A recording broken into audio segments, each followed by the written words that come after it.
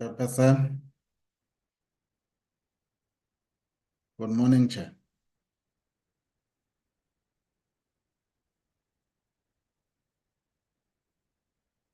How are you?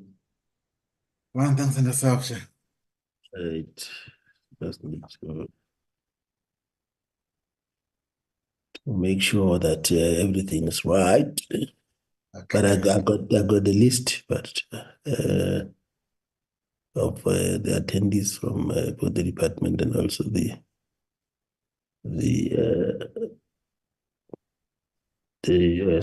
PRASA.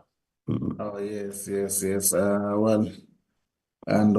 an apology for the minister, but the deputy minister is already in the platform. Oh, brilliant. Yes. Okay, great. For members of the committee, there's two apologies, Mr. Brochothes and Ms. Mshod. Okay. Dango is also going to to see the dentist. Oh, okay. Yeah. So, You'll indicate when you are ready. yeah, no, Chairperson, it's fine. Maybe what I just want to check with PRASA. I mean, we have two set of minutes, It's three. 3 sets.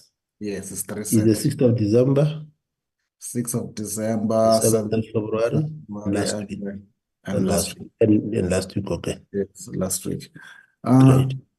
I just want to check with PRASA. I want an officials that I should grant presenting rights. Can PRASA confirm the officials? Good Hello. morning, Chair. Can we just wait a minute? They're just settling down. Oh, okay. Sipega, Yeah. give rights to Khoki Ramokhanya. You can give rights. I don't know whether they are sitting in one boardroom or what. Well, I will give rise to the boardroom control. I think. Yes. They will tell me then because when we start the meeting. Okay, right. no. But the PRASA board control, at least I've so far given the hosting rights. Okay. Good morning, Chair. Yes, we are in one boardroom as PRASA. We have our board members. The chair is here. The GCO is here. Board member, Mr. Maluleka is here. Our CFO is here. Our ARC chair is here, Ms. Mpia, and management as well. Thank you.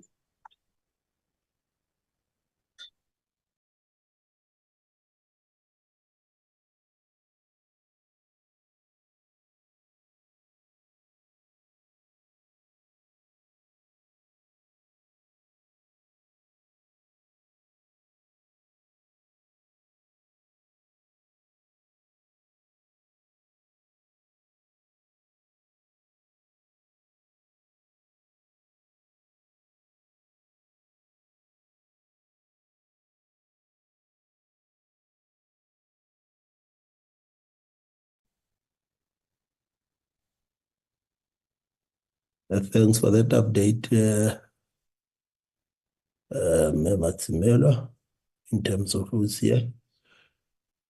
Greetings to you, DM. Good morning, Chair. How are you? Good yourself. I'm alive. How are you? Great. DM. Good. Just a lot of running. Of course. What can we do? Immediately after this, I must drive 2 hours to Kimberley. It's our soccer tomorrow, but also preparations for the provincial manifesto. Yeah, now as they say, job is job. Indeed. Yeah, great, yeah. Yeah, now we have it is that time, but we have been running throughout. We are energized. Exactly. Fresh from Moses Babida. Thank you, dear. Klipeka, are we ready? Yes, Chair, we are ready. Recording you. in progress. Good morning, members, and our first and a special word of greetings to the Deputy Minister of Transport, the chairperson of PRASA, and the board members that are present, the parliamentary communication team, and also the PMG, but also the greetings to the committee staff. Today we are meeting to consider the annual report of one of the entities of transport, but also we'll deal then with the minutes. What we'll then do, we'll then check with the committee secretary just to get a sense of who's here and who's not here.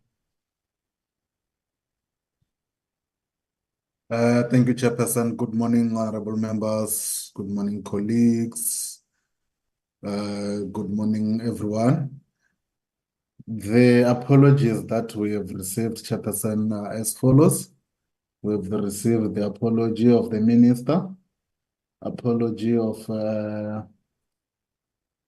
Honorable Bratathas, apology of Honorable Mushodi, and Honorable Dango.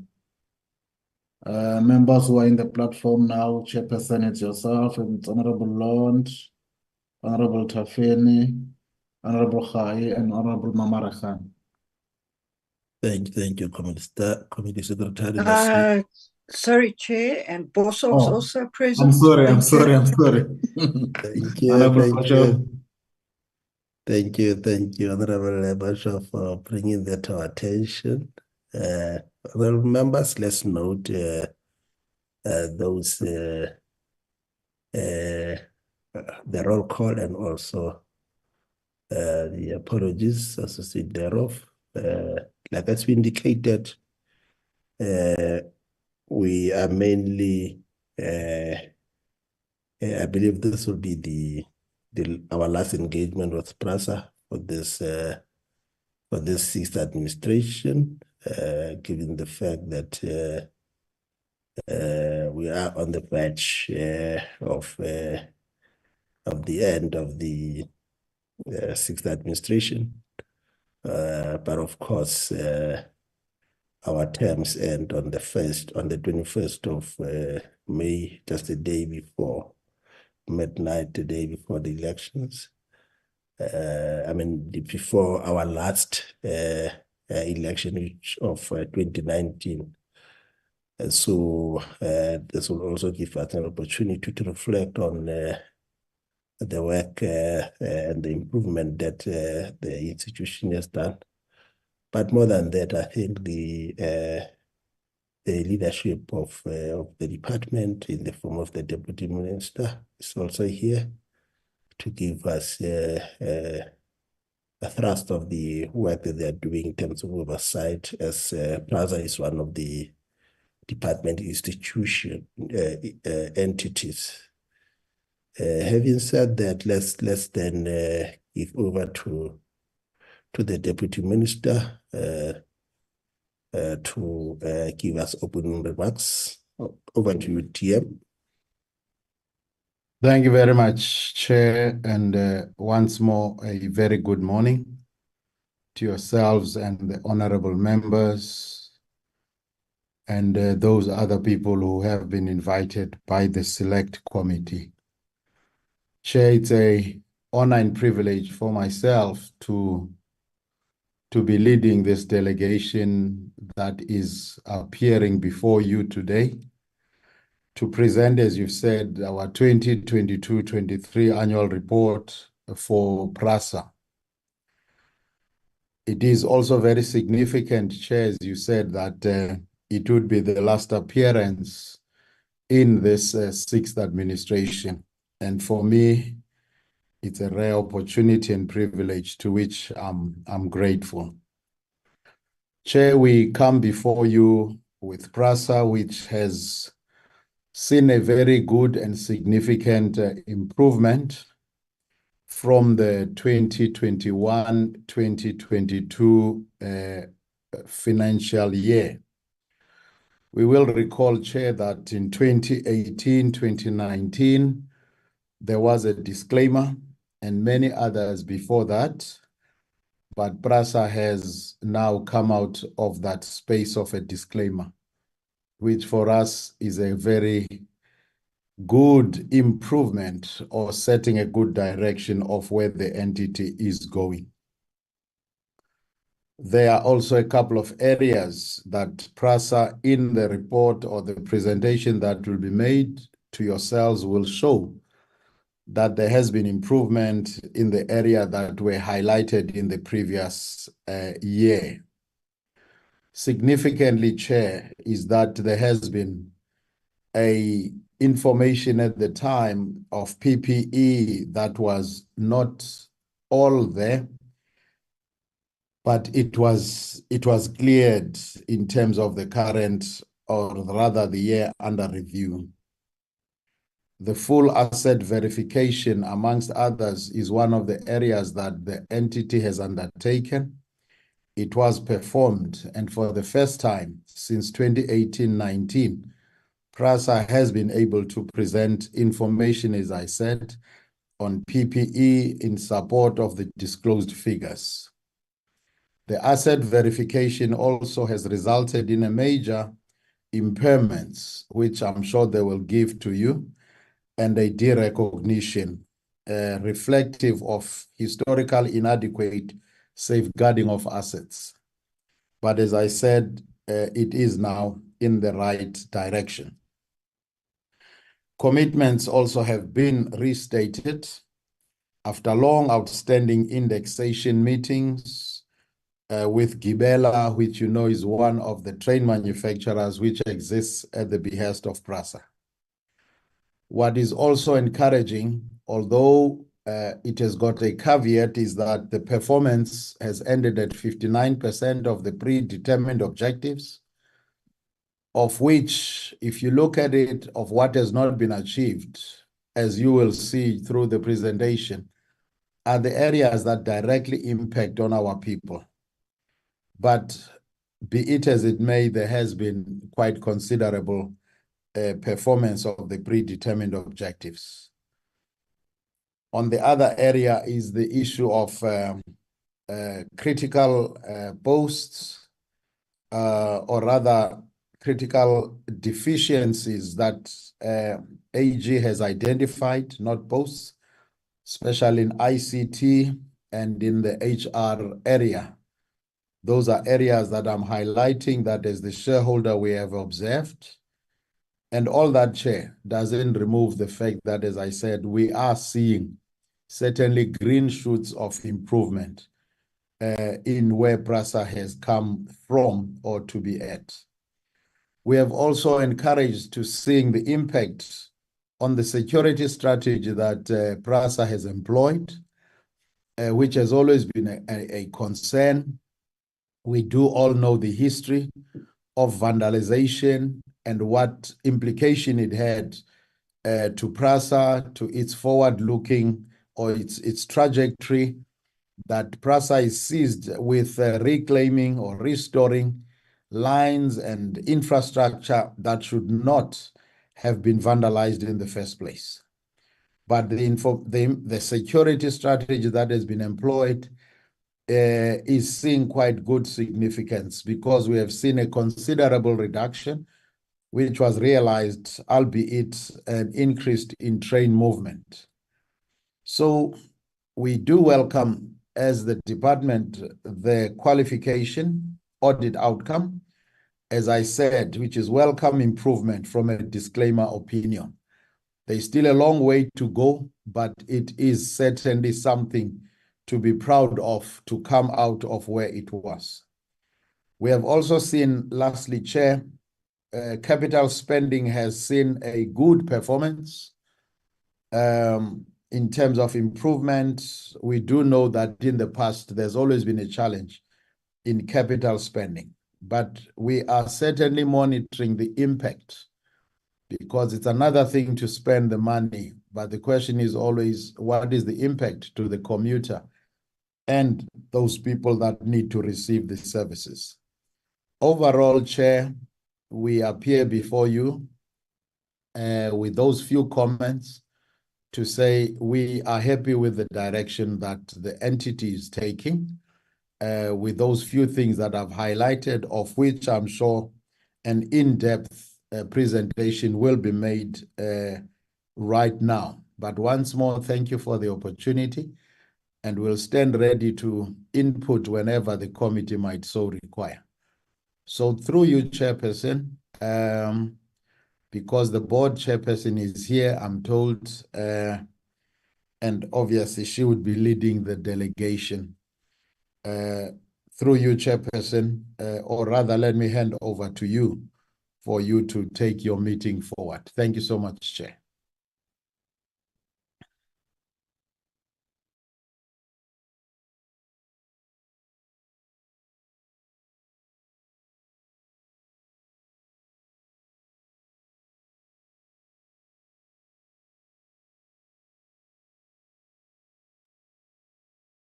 Chair, I can't hear you. I'm not sure if it's me alone.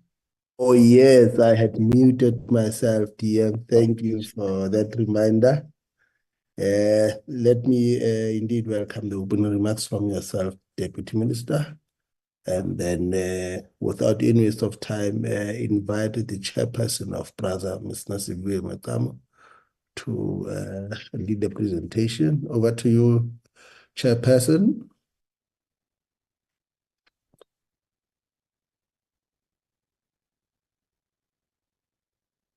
Am I audible? Am I audible, Chair? You are audible, Chair. You are.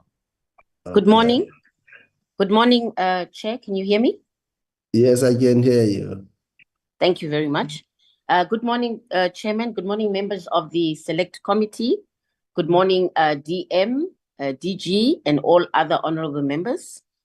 My name is Nosizwe Nokwe Makamo. I am the chairperson of PRASA. It is indeed our great honor to be here, to be able to present to you our annual report of 2022-2023. My apology, Chairperson. Can we just show your face as you address the people of South Africa? Can you see me, Chair? My camera is on. Chairman, can you see me? My camera is on. No, we can't see you.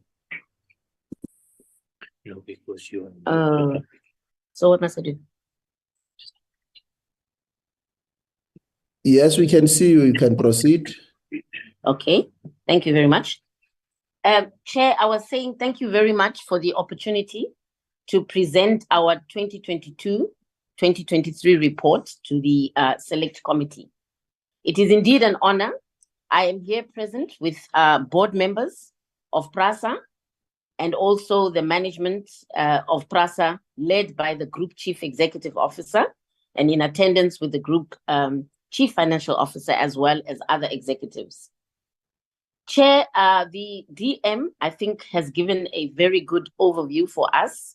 And all I will say, Chair, suffice to say, prior to, if you allow me, prior to handing over the presentation to our Chief Executive Officer, I will just make 2 or 3 emphasis of opening remarks, if you allow me, Chair.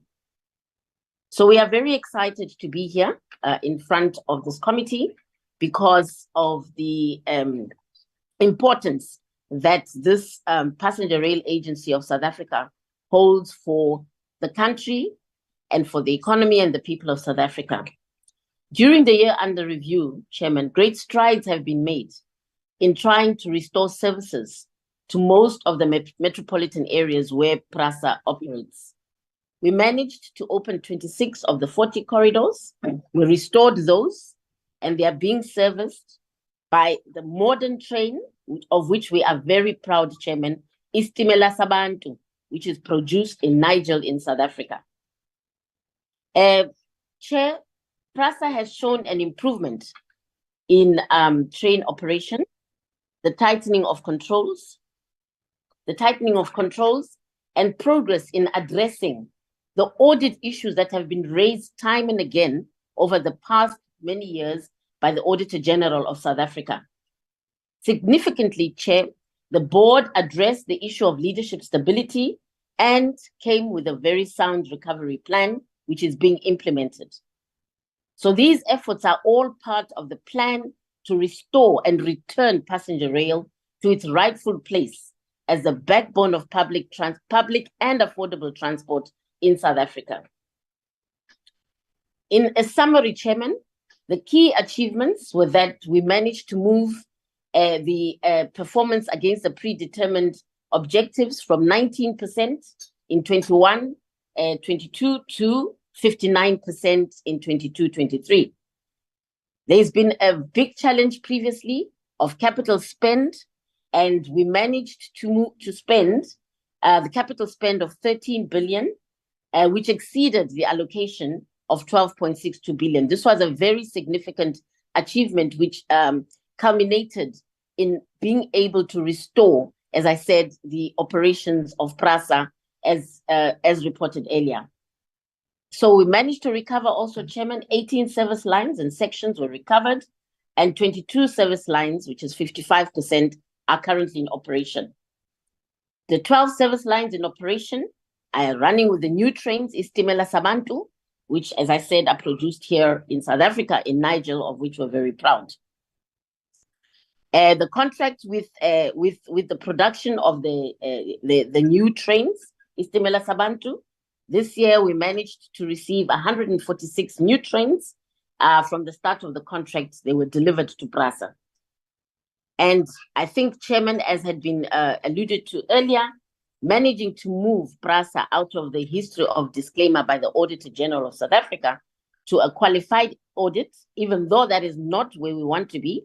Obviously, it is desired that PRASA moves eventually to a clean audit, but it was a success and a feat to be able to move from the disclaimer to the qualified audit. And the Board of Control continues to exert leadership in the organization to ensure that the tightening of controls continues, the adherence to business controls continues, such that we can be able to move this entity not only from where it stands today in the qualified audit from the AXA, but towards a clean audit. That is the ambition of PRASA, Chairman. And I think maybe just closer to home here in the Western Cape, where we happen to be, there was also successful completion of Operation Begela, such that the central line, which transport 40% of the passengers in Cape Town, can actually be opened, and that the trains can start to move along the central line, which was a presidential prerogative as well. I think that is also something that, as the CEO presents the 22-23 report, will become clearer in terms of some of those achievements. Thank you very much, Chair. And with that, I will hand over back to the Chairman in order to seek permission for our CEO to go into detail on our 2022-2023 annual report. Thank you, Chair. Thank you, Chair, for those introductory overview. And without any waste of time, let's then give over to the CEO. Over to you, CEO. The floor is yours.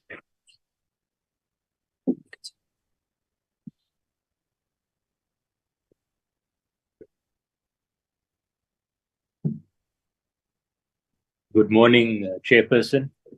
Good morning to the DM and all the members of the Select Committee, our board members present here with myself in Cape Town, and all the colleagues online. Good morning.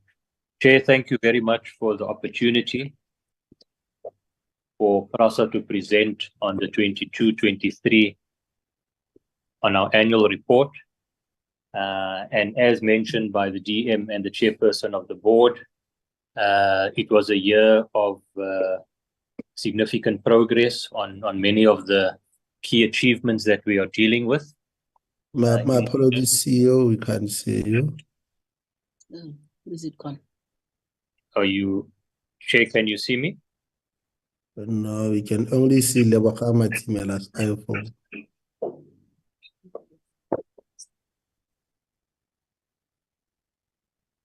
I can see him, Chair, but I think the committee secretary needs to pin him. Yes, yes. Chair? Supera, can you pin in? Oh, yes, yes, yes. There you are, Theo. The floor is yours.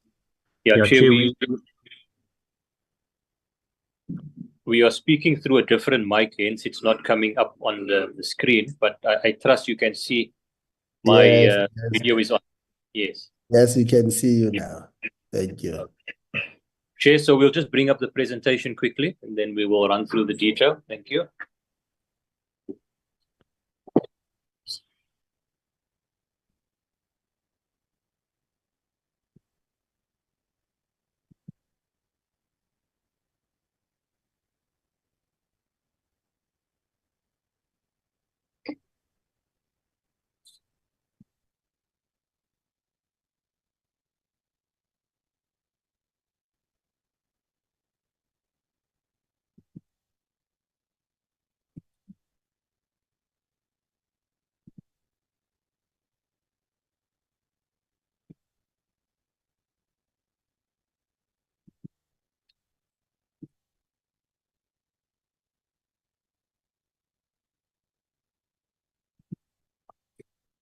Chair, is the presentation visible?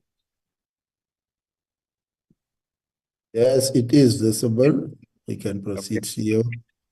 Thank you very much, Chair. The DM and the chairperson of the board already covered the items around the progress that we have made in the 22-23 in terms of the significant shift that we have seen coming out of the previous year. Maybe just to highlight that point, Chair, because as I present, I may just also make some reflection on where we are currently in terms of the progress, being that we already in the last quarter of the 23-24 financial year.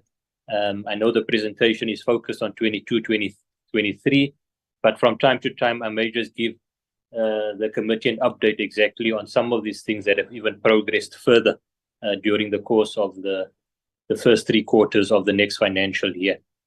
Very importantly, Chair, was that we moved in terms of our performance, our scorecard, from a 19% the previous financial year, 21-22, to achieving 59% in 22-23. And I will take the members through those various targets, performance targets that were set in advance for the corporation to achieve. I'm not going to repeat these things, Chair. It was mentioned by earlier in the presentation, and I will go straight into the predetermined objectives and our performance in respect of that. Chair, during 22-23, there were 17 predetermined objectives, targets that were set. Of that 17, PRASA achieved 10 of those targets, and 7 was not achieved during that period.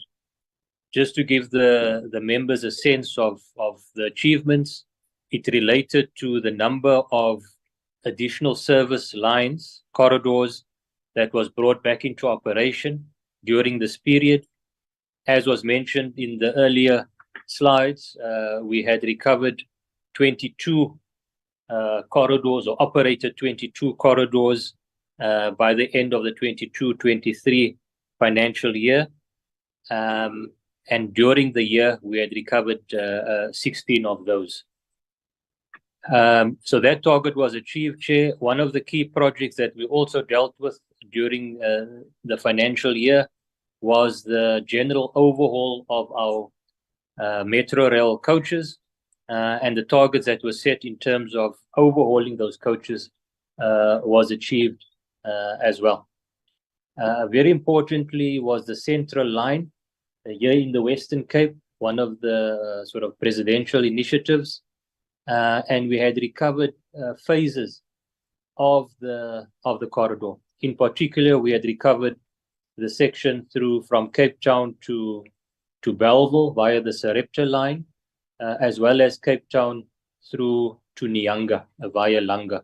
So those sections of Central Line had been recovered during the year, and we are now busy with the second phase of that recovery process, where we want to recover it through to Chris Hani in Khayelitsha and Captain's Clip in Mitchell's Plain.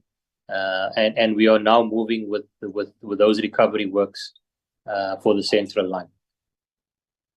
Very importantly, around safety and security, the implementation of our integrated security plan, as well as our safety initiatives that we have rolled out within PRASA, we've seen a significant reduction in terms of both security incidents, this being related to theft and vandalism, as well as safety occurrences within our operational area.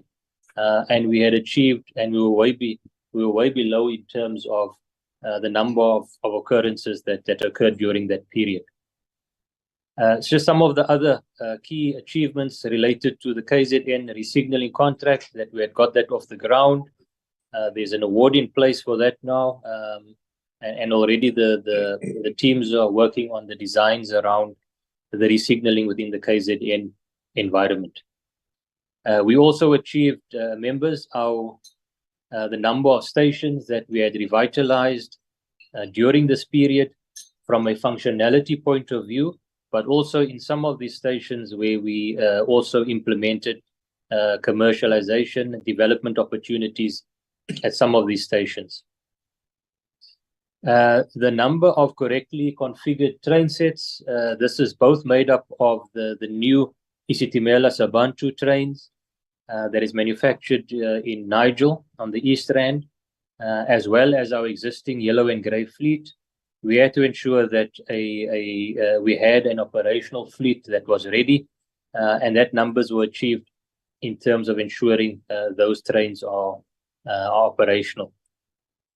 What we had also set, not only last year but going forward, is to ensure that on these service lines that we recover, that we start deploying the new Isitimela Sabantu trains, the modern trains, on the corridors as soon as possible, once we have got the approvals that we get through the railway safety regulator in terms of achieving that. And then, as was mentioned earlier, Chairperson, in terms of the number of the new trains that we have now received from the factory, as at the end of the 22-23 financial year, we had received 147 of the new trains.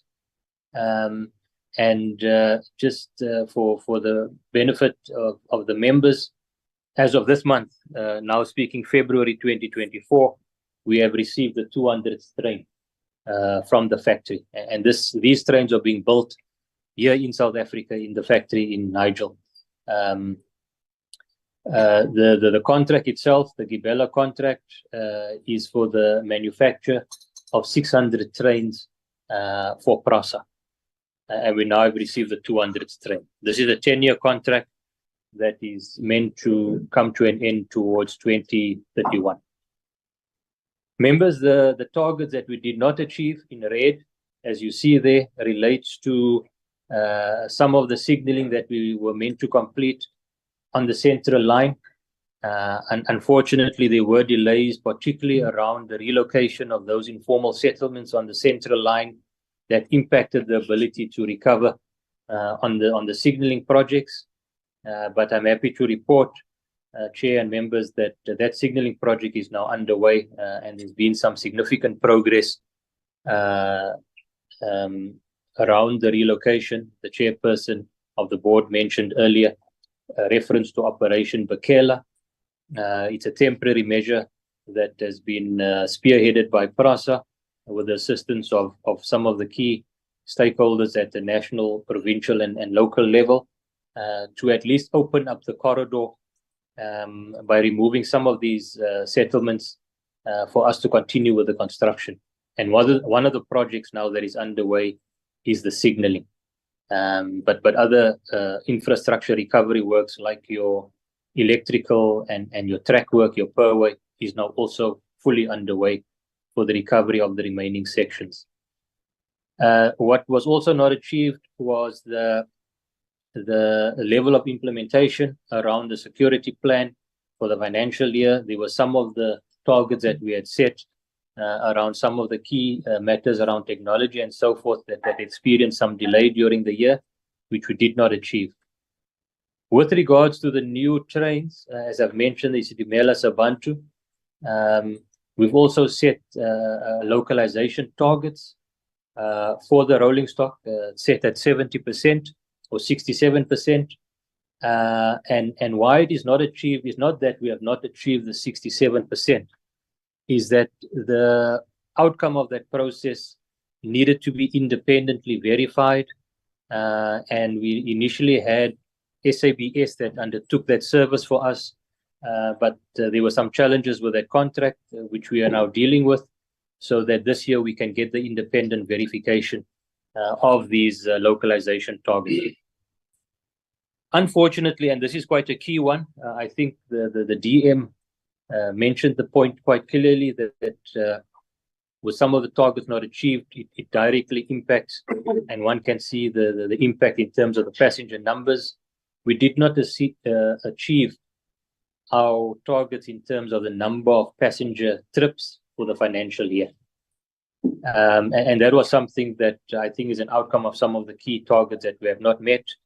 But again, we are happy to report, Chair and members, that in this financial year that we are now in, coming to the end of Q4, as at the end of Q3, December last year, we had achieved our passenger targets. So we do see now that the number, the steady rise in terms of the passenger numbers with the return of the corridors, introduction of the new modern fleet, is bearing fruit in terms of passenger numbers as well. It may still be from a low base, but the trajectory is in the right direction, members. And then just very briefly, some of the other targets not met was related to the level of operations on the Mabopane corridor, also one of the presidential initiatives. While the service is up and running with the new trains, there's also some of the targets that we set in terms of the number of stations and the frequencies that we are now working on improving on that corridor. And then one program that is significantly behind schedule relates to our depot modernization program, that we have not met our target around that, but we have put in place some interim interventions to ensure that at least the new trains, the maintenance activities can be undertaken on the new trains that have been deployed on the various corridors. And finally, there were some coaches on the mainline passenger services that we did not reach our target in terms of the general overhaul program.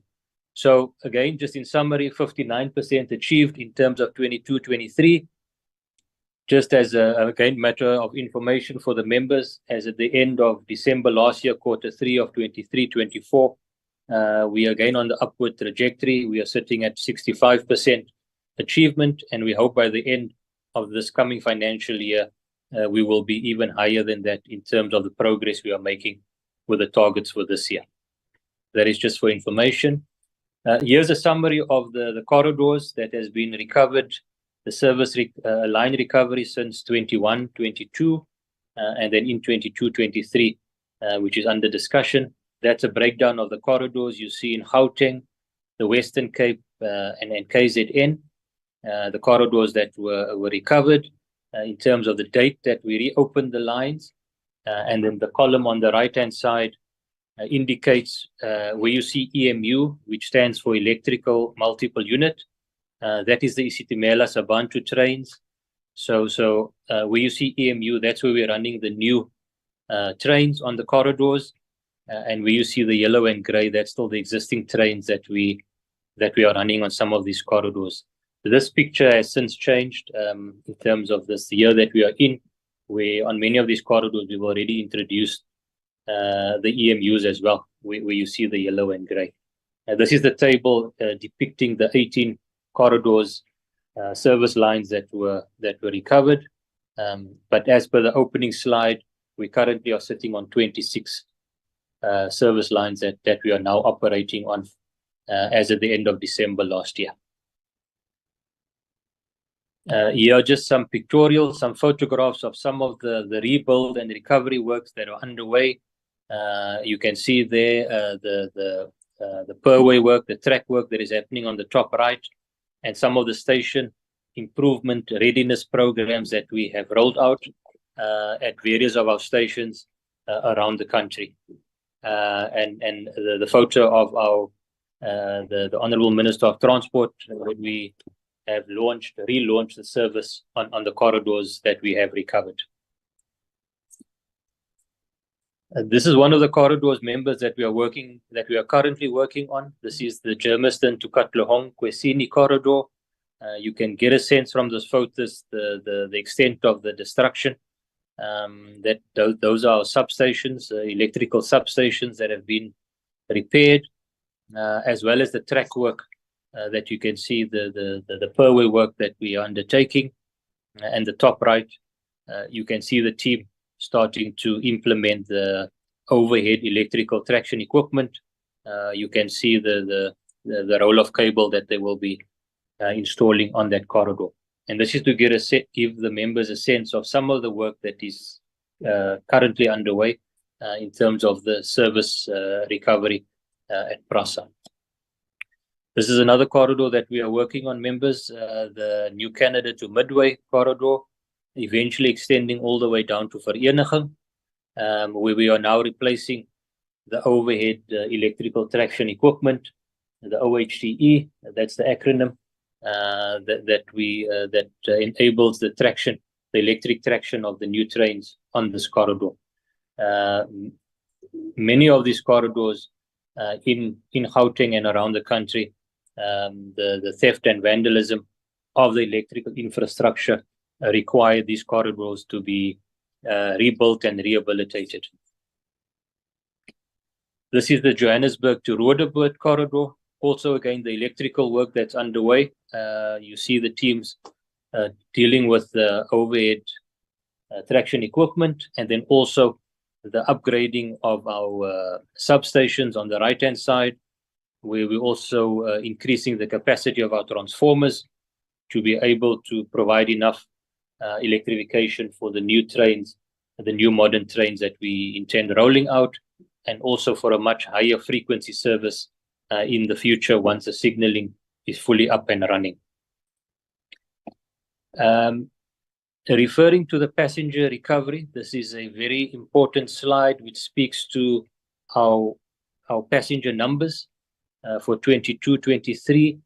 While I indicated earlier we did not meet our target of passenger numbers in 22-23, you can see month on month for the year, as we started bringing back the corridors, the recovery of the corridors, the passenger numbers increasing.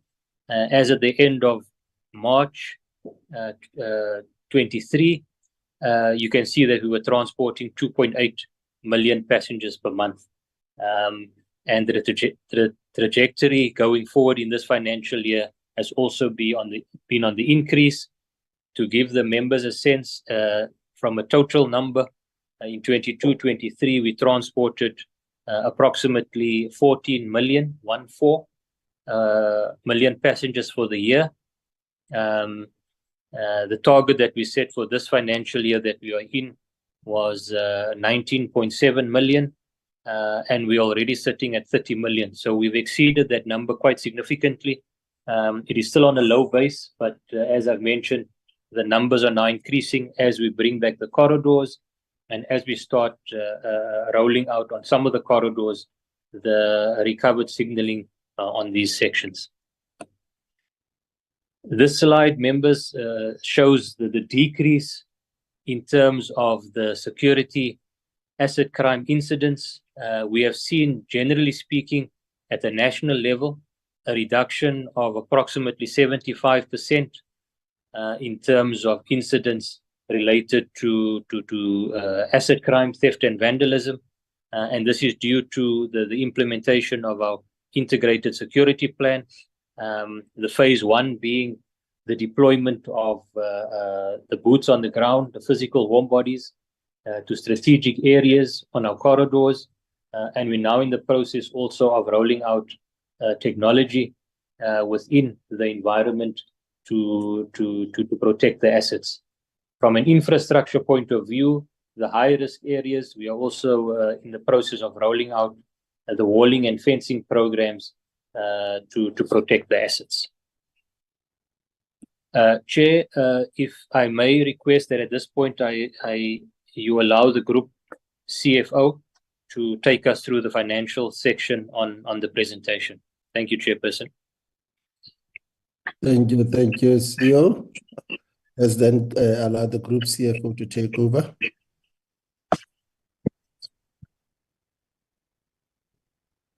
Good morning, Honourable Chair, honourable members, colleagues from PRASA. It was great pleasure, Chair, that I present an improved audit outcome. PRASA put in place a tremendous amount of work to get here, Chair. And although the financials were presented late, the reason for that was we wanted to make sure that all of the work that had been taken into account over the last 2 years to be able to verify and update our asset base correctly was taken into account and shown, Chair. So one, we did deliver the financial statements a bit late for the audit. This year, however, we will not be going through the same processes or facing the same hurdles as what we did previously, and we expect that we will deliver our new set of financials by the 31st of May 2024, Chair.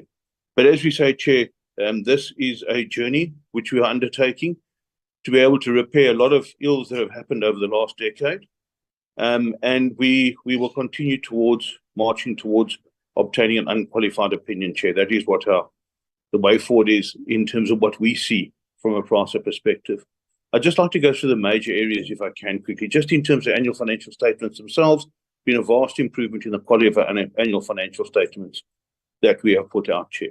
Property, plant and equipment, our ability, and just to give reference on this, Chair, is that we have 360,000 assets, which is distributed throughout the country, which is an enormous asset base for any organisation, Chair. So therefore, our efforts to be able to put this in place and make sure that it all comes together and is fairly represented as audited by the AG has been a tremendous effort from our perspective.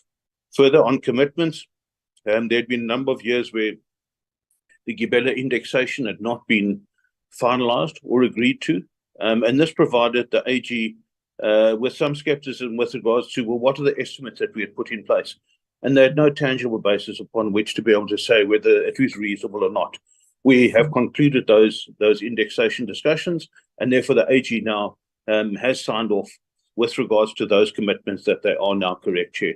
One of the areas that has been highlighted by the AG and is a function of one, stringent cost cutting, also has impacted significantly on the financial resources available to make sure that the financials are, one, complete, and number two, delivered on time. We have reversed this and started making senior appointments, a number of which have happened in this year as well, Chair. And where we have required temporary resources to come in and assist us, it's exactly what we've put in place, Chair. So we already have those resources in place. And this year we expect a far smoother and better process than what we had previously. Just if I move to irregular, fruitless and wasteful, Chair, we didn't previously have proper registers that balance that the auditor, the AG, could audit properly. We have now put those in place, and we indeed, in the current year, we have action plans in terms of where we are dealing with a lot of irregular, fruitless and wasteful, Chair. If I can then move just to the financial statements, Chair, PRASA is not an organisation that is a profit-making organisation. We never will be. But we need to break even from a cash perspective. So, Chair, when we look at our operating loss situation over the last 3 years, we can see that the red line has got significantly larger in the 2022-23 year, Chair. And the reason for that is because we have done a tremendous amount of cleanup in the asset space, as we said. And we had written off or impaired close to 10 billion rand in value of assets during the 2022-23 year, Chair. And I'd just like to spend a moment on that, Chair. So what we did is, first of all, in the rolling stock arena, we had professionals come in and revalue the yellow trains as well as the locomotives, etc. Condition assessments were done. So we've got a full analysis and understanding of what the value is in the current day. That resulted in a 2 billion rand write-down in rolling stock for the yellow trains, Chair. Then secondly, if we talk to the impact of the devastation across the network, particularly during COVID, Chair, if we look at actual perway and rail infrastructure, we had to write off 2 billion rand in losses. We've had people come in and do assessments across the corridors to be able to review and see what is damaged and what is not damaged, Chair. And then lastly, signalling, Chair. We had completed the signalling program in Gauteng and largely completed in the north and south in the Western Cape. And then COVID arrived and the devastation arrived. And we have written off close to 6 billion rand in investment in signalling, Chair, over that time because we weren't sufficiently capacitated from a security perspective. So, Chair, if I can then move on, just if we look, obviously our income generation ability from a fair revenue perspective lags behind the investment and cost therein. So therefore, you will see that the costs are generally larger than what our income base is, Chair, which provides PRASA with a problem. But the reality is that our capital program will allow us to bring back the ability to be able to produce and operate, and that will then provide some relief going forward. Chair, just when calculating operating loss, I have not included the capital subsidy because that is not an operating cost, that is rather on infrastructure, Chair. So if I just move and to be able to analyse where PRASA's revenue comes from, PRASA is obviously, as any rail entity globally, is heavily dependent on subsidies, Chair. And we can see that the blue are the operating subsidies that we've received, and the purple are the capital subsidies which we received, which we have invested, Chair. So we can see that fair revenue is starting to show an uptick, Chair, the red lines, but obviously it's nowhere near where it was previously, and nor where we expect it to be. But, Chair, I'd like to then also point out that rental and other interest income is also very, very important to PRASA. So the secondary mandate and the interest income from cash, which is sitting in the bank, Chair, is significant in supporting PRASA in the way forward. So if we then go to what are external incomes, Chair, which are not subsidies received, we can clearly see over here, we split it out into rail revenue, bus fare revenue, rental income, and other, as well as then interest received. And we can see that interest received is by a long way the most important factor for external revenue at the moment. But as Chair, as our own success in terms of getting our capital program underway, it means that our interest income will reduce from now onwards, as we'll see significant reduction in the monies that PRASA has available for the capital program. Again, we can see from the purple line how important it is from a secondary mandate perspective. It really is starting to provide a significant chunk of profitability and supporting the primary mandate. Rail fare revenue will continue to tick up, and particularly when we get to the signalling programs being re-established again, it'll then significantly impact on the fare revenue from there. And then it just shows you, Chair, that bus revenue is a significant contributor overall, but not operating at optimal capability, but something we're obviously looking at restructuring and putting in place at the moment, Chair, to make sure that it can. If we then just look at our operating expenses, obviously employee expenses, as always, Chair, in our environment, roughly 60 to 70% of our costs. We would also like to note that if we look at the red bar, it shows significant increases over the last 3 years, and that is money that is being spent on security. So we now have roughly 10,000 pairs of boots on the ground, Chair, which is significantly more than what it was before. And the reality is, from a PRASA perspective, we are not just carrying a rail risk, we're also carrying a socio-economic risk with regards to the amount of security that we need to put in place and make sure that our network is protected and is not affected as it was before. And we've seen that success, Chair, in terms of the Group CEO in his presentation as well. Just obviously, as we start to increase in terms of operations, obviously repairs and maintenance will continue to climb as we do this.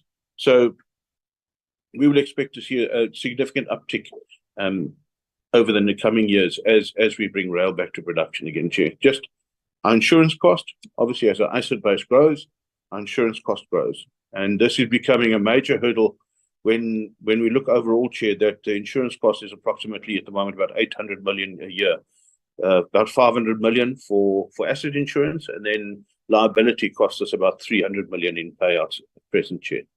If we look at other expenses, Chair, those are primarily driven by energy costs, which are fixed, which we cannot do much with. Whether we run or not, those costs are incurred. It's the same with municipal costs, Chair, where those are incurred irrespective of whether we generate income or not. Then obviously there are other items, ICT, legal, lease costs, etc., which are in place as well.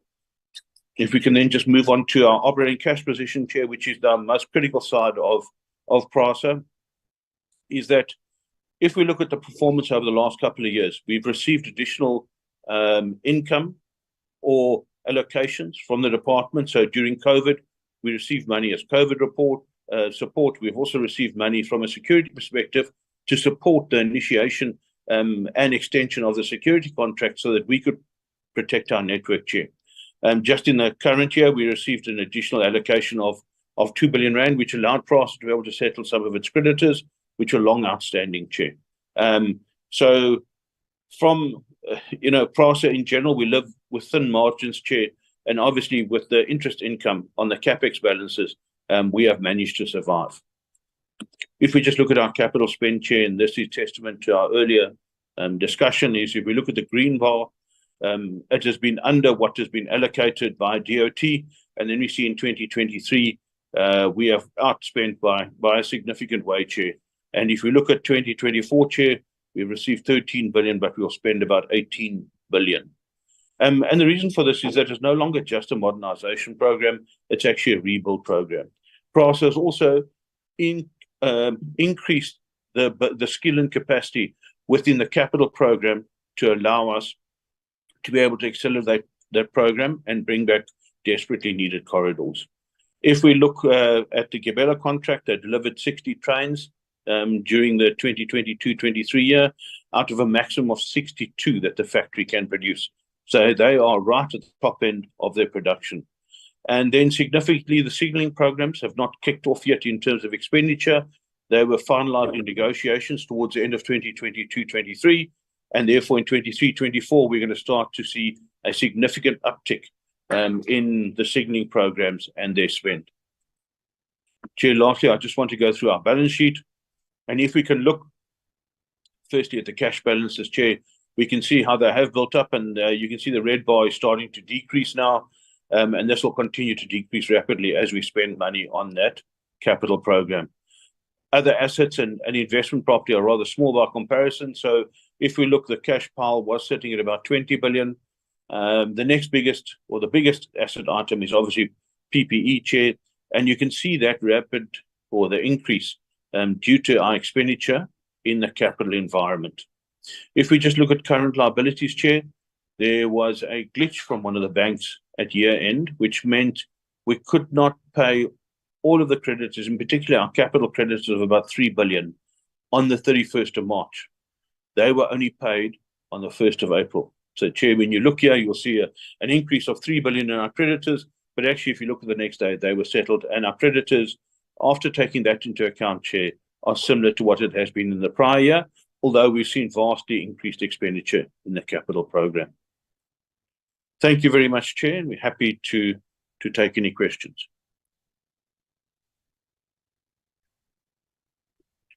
Thank you, CFO, for that presentation. On the finance, CEO, any reflection or reply? Thank you, Chair. I think we are fine. Over to you, Chair, if there's any questions or comments. Thank you. Thank you. Honorable members, that's the presentation that was started by the opening remarks from the Deputy Minister, then followed by the Chair of PRASA, and the CEO, and then the Group CFO. I will then invite members of the committee to engage on the presentation as has made PRASA, and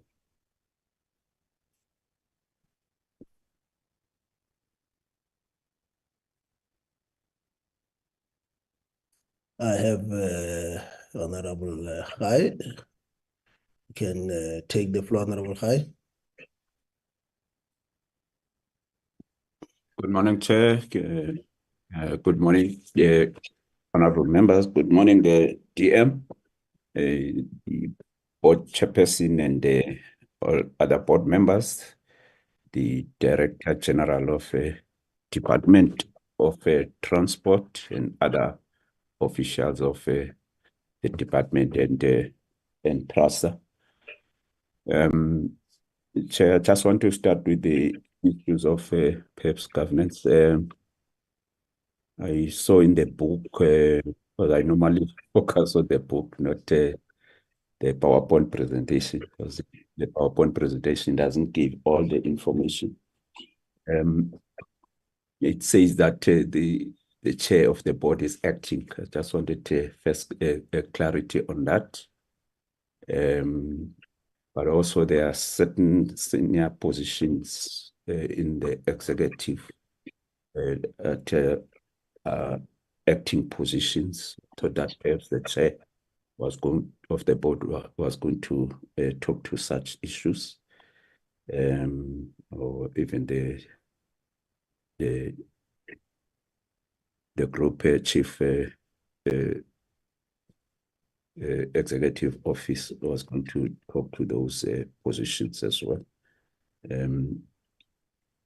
We appreciate the fact that we now have the group chief executive. Last time we met, I think it was in November 2022. The current group chief executive officer was acting at the time. I see in the book there's a group chief financial officer who's acting. The chief information officer was acting. Also the acting chief executive officer of PRASA Rail, acting chief executive officer of Corporate Real Estate Solution, acting chief executive officer of PRASA Technical. Chair, we raise this if you were to go back to the minutes of the meeting of 2022. We raised this, I think the only position that have been filled since is that of the group chief executive officer and that of a board secretary, group company secretary, if I remember correctly.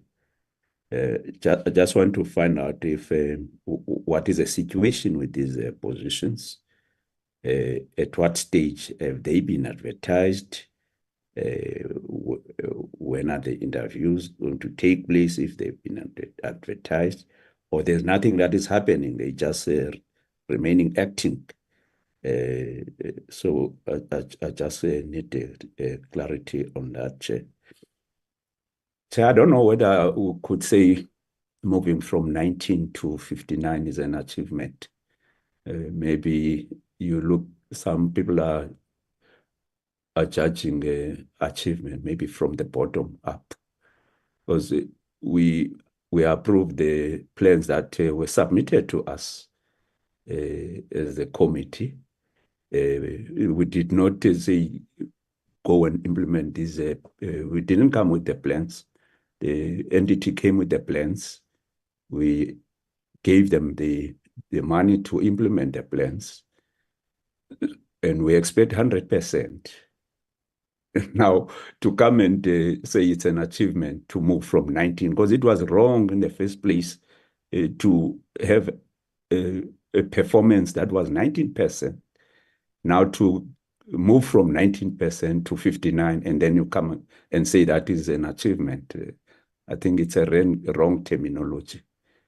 It's something just need to be noted. Not we can't say that is an achievement because it was wrong in the first. It was a failure to achieve 19% in terms of performance. So to come back and say 59 is an achievement when we expect 100%. But also we are expected to clap for the qualified audit opinion when it's supposed to be a clean audit in the first place. We understand the challenges that have been reported over the years, but we have people that are employed to fix those problems. So as they slowly fix them, we can't say we're gonna clap hands and congratulate them when they are employed to do exactly that, to make sure that these challenges are fixed. So, Chair, as I was explaining that, maybe we'll have to go back to the issues that we raised earlier. I mean, in 2022, the issue of permanent appointments of position, if we could get an update on that. Last time there was an irregular expenditure of 28 billion. If we could also be updated with regard to that. I've seen in the book itself that at the time we were informed that about 12 billion was irregular expenditure was sent to the National Treasury for the Treasury to condone it. Nothing is mentioned in the presentation, but fortunately in the book it is mentioned that Treasury did not agree to condone it. I don't know why it's not mentioned in the presentation. But what I also see in the book is that because it was not condoned, the board or the management pick up a section in the PFMA, compliance and reporting framework, that say accounting authority may remove irregular expenditure if it's not condoned by the relevant authority. That's what is said in the book. So I just wanted to get an update as to what has happened since then. As the board now, which is the accounting authority, has it removed that regular expenditure, which was not condoned by Treasury? But also with regard to the material irregularities, you say that 7 out of 9 have been dealt with. One of them is Isipingo, but now there's a new additional one. If perhaps on Isipingo, if you can clarify what that MR relates to, what caused that material irregularity. And also the new one now, Ziveze, is also cited as one of the material irregularities. Chair, I think the CFO was too fast for me with regard to this issue of the asset write-off to the value of 10 billion. I just want him to come back again and clarify this, and break it down. When 10 billion is quite a lot of money to just write it off. So if we can just be slow in explaining it, quickly just pass through it.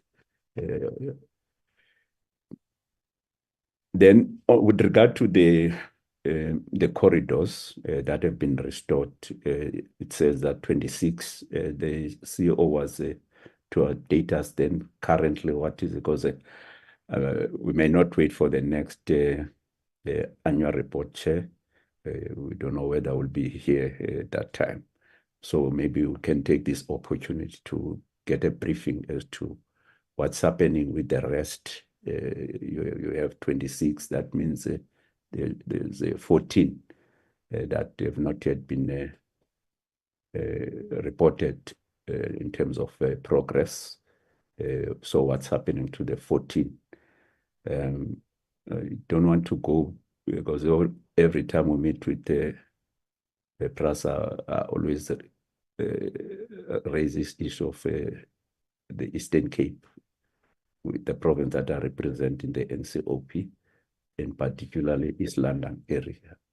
I'm not going to raise it again, but generally, I would like to know if Eastern Cape is part of the 14 corridors that are mentioned here, and also whether they will be part of the 600 trains of this 10-year contract. The other issue I just want to check, Honorable Chair, there was nothing mentioned. Last time we were informed that with regard to autopex, that the entity was had made proposal to the department to assist the autopex. I think it was on the business plan or rescue plan. So if we could get an update with regard to the status of autopex.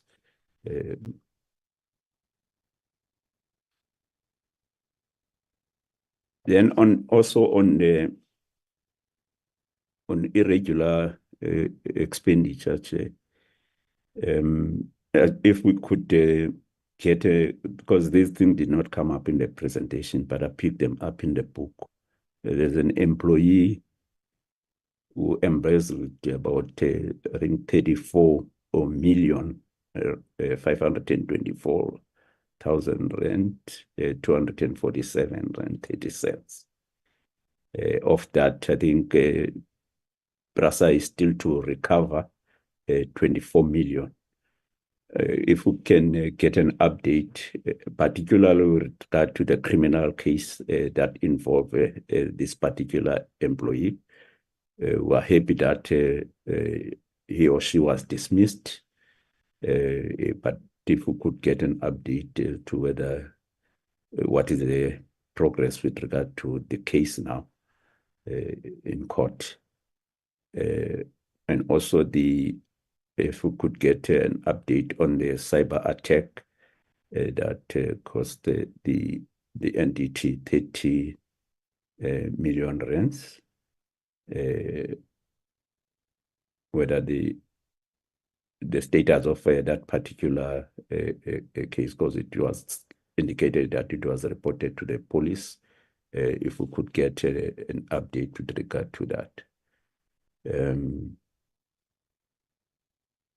Then also something that we pick up also in the book is the fact that there was a procedure that was not followed in awarding of 1.8 billion signaling contract in the Western Cape. If we could also get an update with regard to that. And also an update with regard to the ghost workers the issue that we raised when we met with the department with the entity in 2022. What is the status of that particular case as we speak now?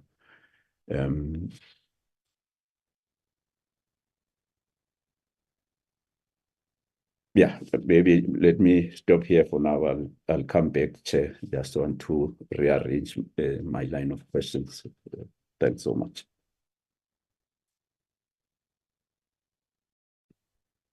Thank you, Chair. Hi for the questions. Trying to check whether from members, whether there are any further hands before also raise my the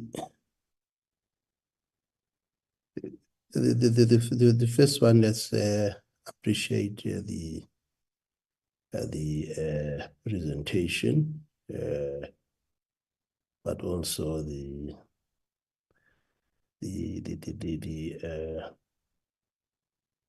upward movement registered by PRASA in terms of its key performance indicators. mindful of the opportunity that the CEO took to also update us in terms of progress made up to the third quarter.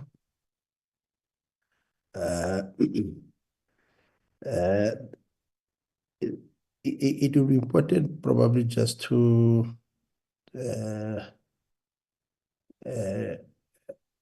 get us a sense in terms of action plan by PRASA, just to address the issues that were flagged by the Zondo Commission in relation to the challenges that were identified.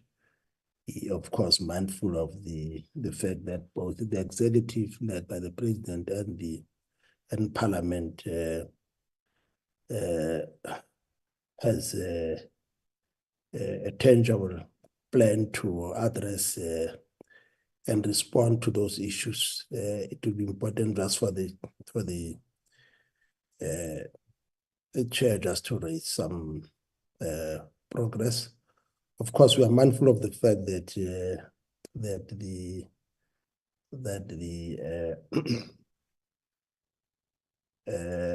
the president is also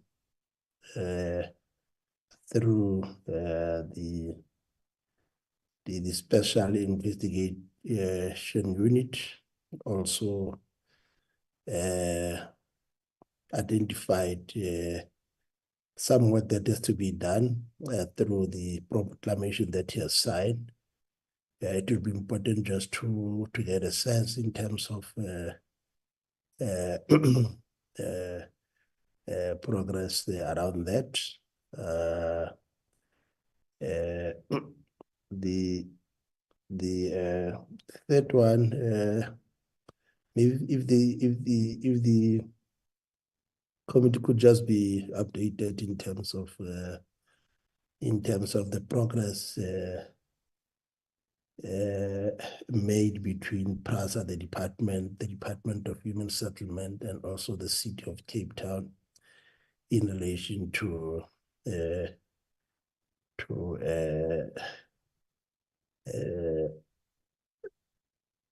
work that they have done in relation to this 891 households. Can we then say that the progress made in relation to this Operation Bigela is now water under the bridge? Of course, mindful of the update that we received in relation to the real recovery that was made. I had an opportunity just to get a quarter of PRASA's presentation to SCOPA yesterday. It will be important because this is the last meeting, just also for the benefit of the committee members, just a reflection in terms of progress around the work done by those stakeholders. Then the last one relates to I think it will be important just to get a sense in terms of the long distance mainline passenger services that was launched by PRASA in December 2023 between Johannesburg and Durban and Johannesburg and Cape Town. Whether hiccups that were identified in December 2023, has it been dealt with? Can we, with confidence now, say there is progress in relation to that? Other than that, I think I'm happy with the progress made. Other than those issues, I believe that also the questions posed by Honorable Khai will give both PRASA and the department to share more lights on that. Over to you, CEO. I believe the CEO or the group CEO will, the group CFO will respond, and then thereafter give over to the chair, and then the chair will then give over to the DM, unless the DM want to start first. DM, you'll give guidance in relation to Chair, the approach. I would like to start. Firstly, as I start, I need to apologize. At the time of apologies, I wanted to request an early departure by 11:15, please. Okay, dear. If the committee no problem, dear. Yeah. However, I thought I'll deal with only one thing. The rest, I think, are in the purview of the board itself and the executive. I didn't want us to find ourselves where the chair answers for herself, or the CEO answers whether the chair is permanent or not. I think that would have been totally out of order. So let me save us, all of us, an embarrassment. However, I can confirm, Chair, that the chairperson has been duly appointed, is not acting anymore. That appointment was approved by Cabinet with a new board, with a few continuation late last year. So I can confirm, Chair, that the board chairperson, as she presented herself, is a board chairperson not acting in her capacity. I thought I'll only deal with that, Chair. The rest, I believe that it's entirely within the purview of the entity itself. Thank you very much, Chair. And at that time, I will then disappear, but I appreciate your accommodating me. Thank you. Thank you, Deputy Minister, for that clarity. Chairperson, are you going to give over to the CEO, and then you will wrap up after they have both the CEO and the Group CEO, CFO have responded? Yes, thank you very much, Chairperson. Can you hear me? Yes, we can hear you. Yes, thank you very much, Chair. What we thought we'd do here as a team is that the questions that are at a managerial level will be dealt with by the CEO and the CFO.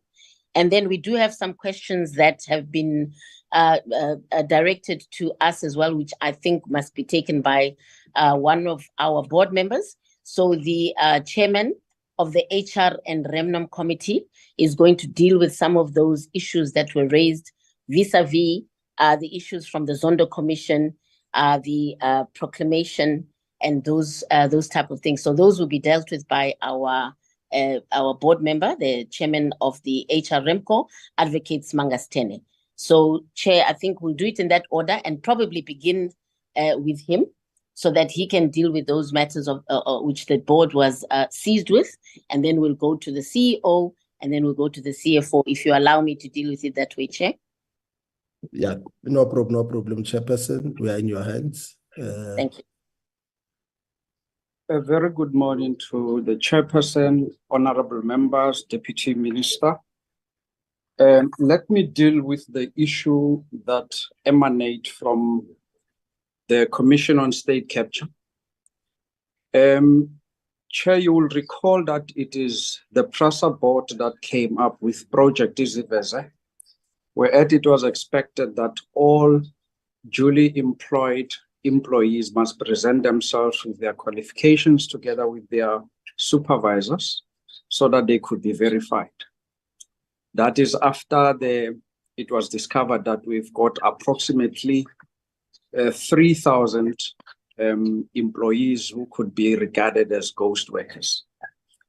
The project proved that for it to be brought to its logical conclusion, we needed the involvement of the law enforcement agencies, because It dealt with payments from PRASA to these specific persons, and 205ing the records, therefore required the involvement of the state law enforcement agency. In that regard, we made a compelling recommendation that the SIU should be the one that deals with it. And it is for that reason, Chair and honorable members, that the SIU in its proclamation is to deal with the issues of ghost workers and project civils. So that is another issue. The other issue has to do with the cyber attack and the employee who embezzled funds, who has since been dismissed. It is unfortunate that we encountered that theft. What has since happened is that the employee concerned was dismissed, and when confronted, the employee immediately paid back an amount that is plus 9 million, and an agent court was approached, Johannesburg High Court was approached to freeze the assets that are proceeds of crime and recoup all of them. We're talking about trucks, we are talking about houses, we are talking about cars, and also a 5 million that he borrowed to his friend. So the criminal case has since been opened. The law enforcement agencies are dealing with that. We unfortunately cannot interfere, save that we should only support the attempt by the law enforcement agencies. I think I've addressed the issue of the Commission on State Capture. Now, the issue that I need to address is appointments. Chair and honorable members, you'll recall that we have since moved to appoint a Group Chief Executive Officer, which is Mr. Hisham Emeren. We have also appointed Group Executive HR, Ms. Naledi Mulebeledi. We have appointed Chief Audit Executive. We have appointed Company Secretary. So those positions are now dealt with. Last year, we did advertise senior positions which need to be filled. There was a concern that was raised that members of the board sat in those interviews merely as observers, and the board saw it in its considered view that perhaps we should have a situation whereby board members participate not as observers to ensure that the process is concluded. Those positions, we recommend in that they should be re-advertised and the proper process should be concluded. We can assure this committee that when some of its members return after the 29th, we would be here to report the progress that has been recorded in that regard. Unless there are other issues that Chair and the committee members want me to clarify, this is the end of my explanation in respect of issues that I've been asked to respond to. Thank you very much, Chairperson. Thank you to honorable members. Thank you. Let's move, as the chair has indicated, that number of people will be assigned the responsibility to respond. Yes, thank you, Chair. I will deal with the items related to the finance side of things, Chair. So firstly, if I can just talk to the 12 billion rand irregular expenditure, National Treasury returned the condonement on the basis that the investigation had not happened within 30 days of the 12 billion rand being incurred. So on that basis, they then returned that to the Board of PRASA to say the Board of PRASA must then decide on whether the amounts will be condoned or not. And considering that these amounts go way back almost 10 years, The board has condoned that, Chair. So we have seen a reduction of 12 billion in irregular expenditure. We have also submitted, subsequent to that, we've submitted a number of requests to National Treasury. They are coming back because we have not conducted the investigation within 30 days because they're long outstanding items. So the board will then have to then relook at these items and decide to condone them, Chair. So I think that'll be the case for much of the irregular expenditure that is sitting there, Chair, because much of it is very old. If I can just talk to material irregularities, Chair, there were originally 9 material irregularities. The board has dealt with all 9, and the AG has signed off on all of those. If we look at the 2 new ones, which are related to Zvezia and Isipingo, both of those are within the purview of the SIU at the moment, Chair. So it is being undertaken by them to be able to move through and look at those items, Chair. If I could just talk to the 1.8 billion signalling, that is the TALUS contract, which is here in the Western Cape. Again, the SIU had assisted on that. They had found nothing untoward, Chair, and we have subsequently closed that item, that it's actually not irregular, Chair, and that the AG has been happy with that there was nothing untoward that the SIU discovered. So that has been dealt with, Chair. If I can just talk to the cyber attack quickly as well, the 15 million. So if I could just break it down, Chair, we had persons which entered in, falsely produced themselves, managed to steal 2 batches of 15 million by changing the bank accounts to which they went to. This has been a major issue from a PRASA perspective in terms of a breach of controls, and that people have got access to ICT files at that point in time. So, Chair, I'd like to say that 1, we recovered then part of the 30 million, we've recovered 15 million. The insurance company is going to pay out another 10 million. So the actual physical loss to PRASA is 5 million, Chair. However, that is still unacceptable. And we have changed processes to ensure that the ability of people to go and change a bank account fraudulently is no longer possible, Chair. So we have dealt with that then too. If I can talk to the 10 million, the breakdown, and I'd like to call it an impairment, Chair. So what has happened is if I can go through the different items. So when we look at the rolling stock and all of the yellow trains, they are no longer running. So therefore their value changes versus when they are running, because the value in use is no longer there or comparable to what it previously was, Chair. So when the condition assessments and all of that was done, in looking at the assets, the value is then said to us, well, actually, the assets can't be valued at 4.5 billion anymore. They should be valued at 2.5 billion. So it's not that the asset has disappeared. It's just that its value in use estimation has been reduced by 2 billion rand. So that is, if I can deal with the old rolling stock. However, Chair, when we come to Purway and signalling, we have seen theft and loss related to the devastation caused across our network. And in particular, some of it was before COVID, but most of it has been during COVID. And with the lack of security, it just illustrates the high cost of people accessing our network and stealing things that are worthwhile to sell, whether for a loaf of bread or potentially for a drug fix, Chair. So it really has hit us hard.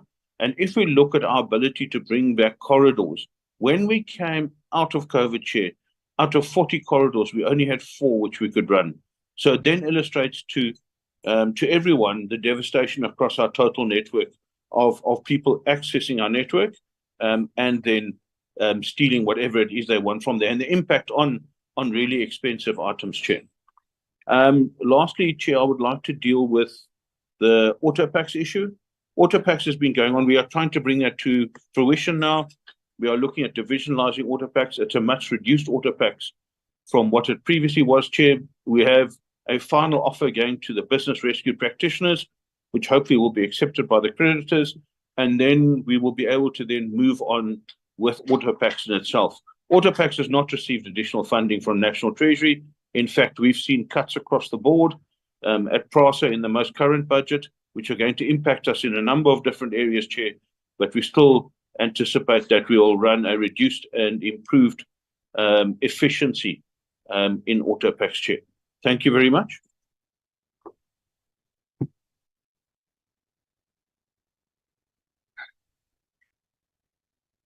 Okay, thank you, Chair. If I can just deal with some of the other questions that were not responded to. Just to respond to Honorable Rai, that I think his points are well noted, and also to assure him that we certainly do not at PRASA rest that we think the 59% achievement is good enough. I think what we were just demonstrating is the progress that has been made, but certainly that is not what we want to celebrate. We are pushing to that we get to the 100% in terms of achieving our targets. So I fully agree with the Honorable Rai that that is not something we are looking to be applauded for. The same applies with moving to the qualified audit. That is not where we would want to be, and we've got the plan in place that will take us through to achieving a clean audit. I think the point that was made was that we have moved out of 4 years of disclaimer at PRASA, at least moving out of that disclaimer into a qualified audit, and we've got the plan in place to get us towards a unqualified and then a clean audit, and the team is certainly focused on us achieving that. So thank you for those comments, Honorable Rai. With regards to the question on the corridors, yes, we did indicate that as at the end of Q3, December last year, we were sitting at 26 corridors or lines that we are now operational on. Just to give the members a sense is that, if I can call it, in the past when we were operating, we operated on 40 corridors nationally. By the end of this financial year, March, we have targeted to get towards 32 services that we are operational on, which takes us to 80% of the corridors that we are now operating on. I also just want to stress the point, members, that when we refer to the 40 corridors, these are not necessarily all PRASA-owned corridors. There are certain corridors owned by Transnet that we've got a mutual hire agreement in place that we would operate on those corridors across the country. So some of those corridors that we are not yet operational on, we are also relying on Transnet to recover those sections, or there are discussions on some of them where we're looking at the ownership of these corridors going forward, particularly if they are more strategic and critical to PRASA or vice versa. So those discussions are also underway with Transnet. And I think that then also applies to the Eastern Cape, as Honorable Rai has mentioned, the 2 corridors that we operate, the East London to Berlin, and then the PE to Uitenhage. Those are Transnet corridors, but we operate a commuter service there, currently with the old fleet being pulled by diesel locomotives, which is a challenge in its own right in terms of the availability of the locomotives. And this morning we also had a challenge with one of the locomotives on the PE line that the team is now busy repairing. So those lines are operational with the old fleet as we speak. Just to assure Honorable Rai that certainly the Eastern Cape, in terms of the new trains, the Isitimela Sabantu, there's a fleet that will be dedicated to the Eastern Cape operations. Those operations, in terms of the network, is different to the rest of the network across the country in terms of the traction, the electrical traction that we have. The network in general across the country operates on a 3 kV electrification, whereas in the Eastern Cape it's a 25 kV. And we have taken some of these things into account.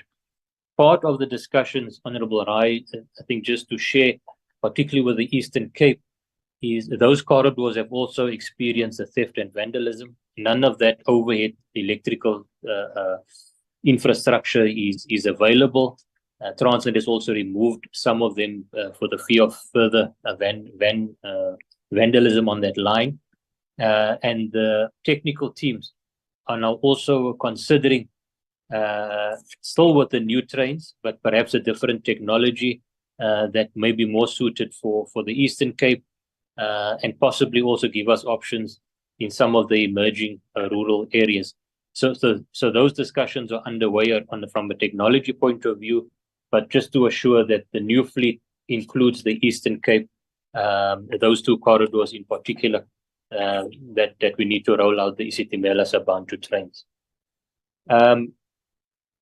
I just want to also, I think, cover the one aspect, although it was dealt with quite comprehensively, the issue around the fraud, and I'm not going to deal with the details, but the point I wanted to make, honorable members, is that within this environment, dealing with our ICT challenges at a finance level, at the SCM level, we have, through the board, instituted forensic investigations into these areas. One, to identify the weaknesses within the space, come up with the control measures, but also where we have found there to be transgressions, as in the case of this fraud, we've got the teams to dig deeper into this matter. And as the board member and the CFO has mentioned, there's a lot of information coming through that process that is being shared also with the law enforcement. But I wanted to make the point of these forensic investigations that are underway, in addition to the proclamation that will assist even with the CVEZE process as well, information forthcoming through that process. Sticking with the SIU, just to also indicate to the honourable members, again through the board, is that the SIU is also conducting lifestyle audits in terms of the top management at PRASA. The executive level and senior management is undergoing lifestyle audits. The process is well underway, and will be reported through the various committees at the board level. But that's also another key initiative that is underway as we speak, in terms of some of the audits that we are doing. Honourable members, Chairperson, moving on to your questions around Operation Bekela, and I've noted that you've picked up a bit of the discussion from Scopa, that we reported that this initiative that was mainly spearheaded, this temporary initiative of Operation Bekela by the PRASA team, with the assistance of human settlements and so forth, to relocate some of those illegal settlements to a temporary site, the 890, as you refer to, 890 shacks. That process was completed in January, where they were moved to the temporary site. We provided a concrete base foundation for these shacks to be built on. It's an area that has been fenced off. The city has provided toilets and also the water trucks to the area, and there's discussion about increasing those basic services to that site. That was completed in January, and it's through that initiative, Chairperson, that we are now able to get the contractors to work, particularly in the Nyanga to Philippi section, which is a critical section that we need to rebuild to enable PRASA to get through to Khayelitsha and to get through to Mitchell's Plain. So now that we have done Operation Bekela, we've got the contractors on ground that is busy with some of that recovery works and rebuild works on that section. We are hoping, we are targeting that by the end of March, it will already be significant recovery of the corridor, the remaining sections of the corridor on Central Line. And then finally, Chair, you posed the question around the issue of the MLPS that we ran over the festive season. Yes, we did launch the services Johannesburg to Cape Town, Johannesburg Durban, Johannesburg Musina, as well as Johannesburg to East London. There were challenges, honourable members, I'm sure you would have picked up. We ran those services with significant challenges that were in place. The two key ones being the availability of locomotives, in the main diesel locomotives because of the unavailability of electric traction on many parts of the network, and then the reliance on the actual network, which is owned by Transnet, the main lines, if I can put it that way. And there were significant, I think, challenges with some of the services that we ran that were delayed, and also with the locomotives in terms of its reliability. This is a critical item, honourable members, that for PRASA to be able to run, firstly, a more reliable service is the availability of locomotives and infrastructure. And then secondly, around the sustainability of the business model for MLPS is around the, if I can call it, the access and haulage fees, the charges to run the service that we are between Transnet and PRASA. It is not sustainable in terms of the access and haulage fees that we are currently having to pay to run some of these services. And those are discussions we're having at the management level between the two entities around the let's call it the utilization and the cost associated with some of these services. Those are the critical things that we are dealing with. As the group CFO mentioned, with Autopax in terms of divisionalizing as the way forward, it's also to look holistically at how do we provide long distance transport that is more integrated and complementary between our rail and bus divisions going forward. So that's part of the strategies that we are looking at in terms of the long distance services going forward. Chair, I think I've addressed, I hope we've addressed all the questions, but I will hand back to Chair from your side if there's anything you would like to add. Thank you, Chair. Thank you. Chair. Thank you. Thank you, Chairperson. I think we have attempted to answer the questions. And I just want to reiterate that from the board perspective, Chairman, the 59% achievement that was attained in that financial year was not sufficient, because we do agree that for this entity to be of full value to society in South Africa, it must be performing at 100%. So I think the issue was just to highlight that the needle has started to shift, going towards the right direction, and which is a comfort in the sense that the initiatives that have been put in place by the BOC and which are being driven are actually starting to bear fruit. So I think it was simply in that vein.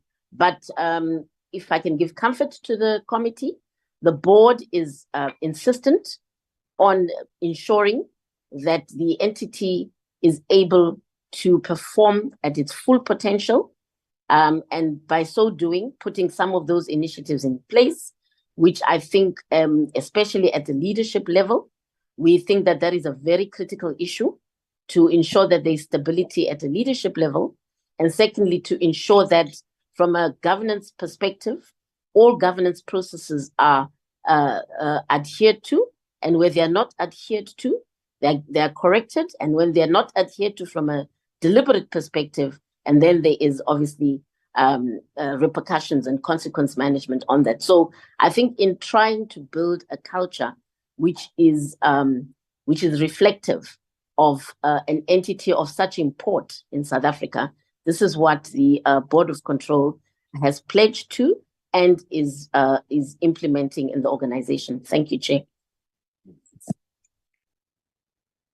Thank you, Chair, for leading the responses in the absence of the Deputy Minister. He has apologized.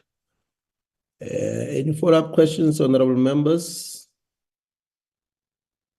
Yes, Chair. Yes, Honorable Khai, floor is yours.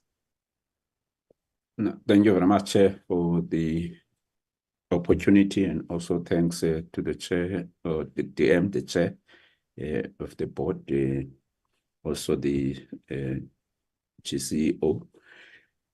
Just a small issue, Chair. The GCEO was talking about the 600 new trains that will be coming out of Niger. And then with regard to the Eastern Cape, he talks about the electric traction of 25 kV, and that in the rest of the country it's 3 kV. I just want to find out if out of that 600, are there any trains that are being manufactured that will accommodate the 25 kV that is currently operational in the Eastern Cape. Also taking into account the point that he raised that currently the lines or the whatever it is called, this over is vandalized.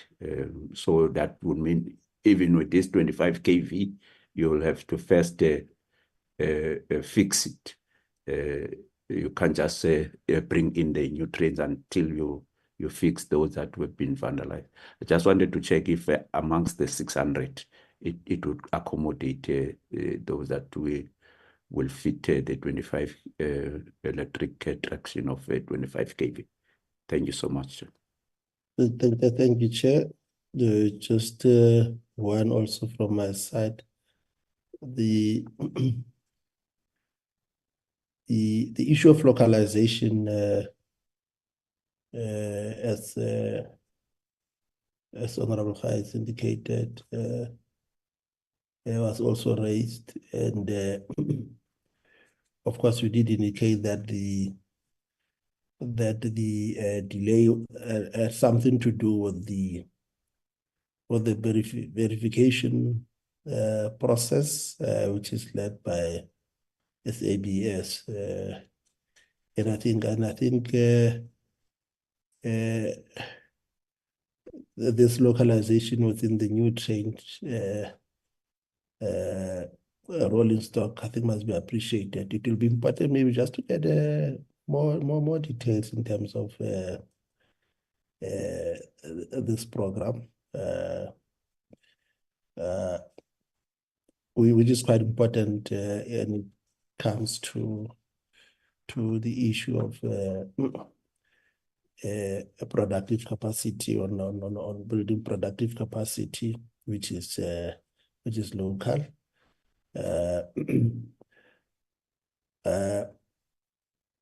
Then the next one, the importance of PRASA, because of the work that it does, because it is mainly used by the working class and the poor, and I think we appreciate the tremendous improvement made around the passengers that are now using the PRASA, and you move from 2.8 million to 30 million to date, which is highly commendable, meaning that the majority of the people that could not use this service are now able to cushion the impact of traveling expenses between their workplaces and where they stay. But I think the key thing also, in addition to this, is probably the issue of job creation, breakdown,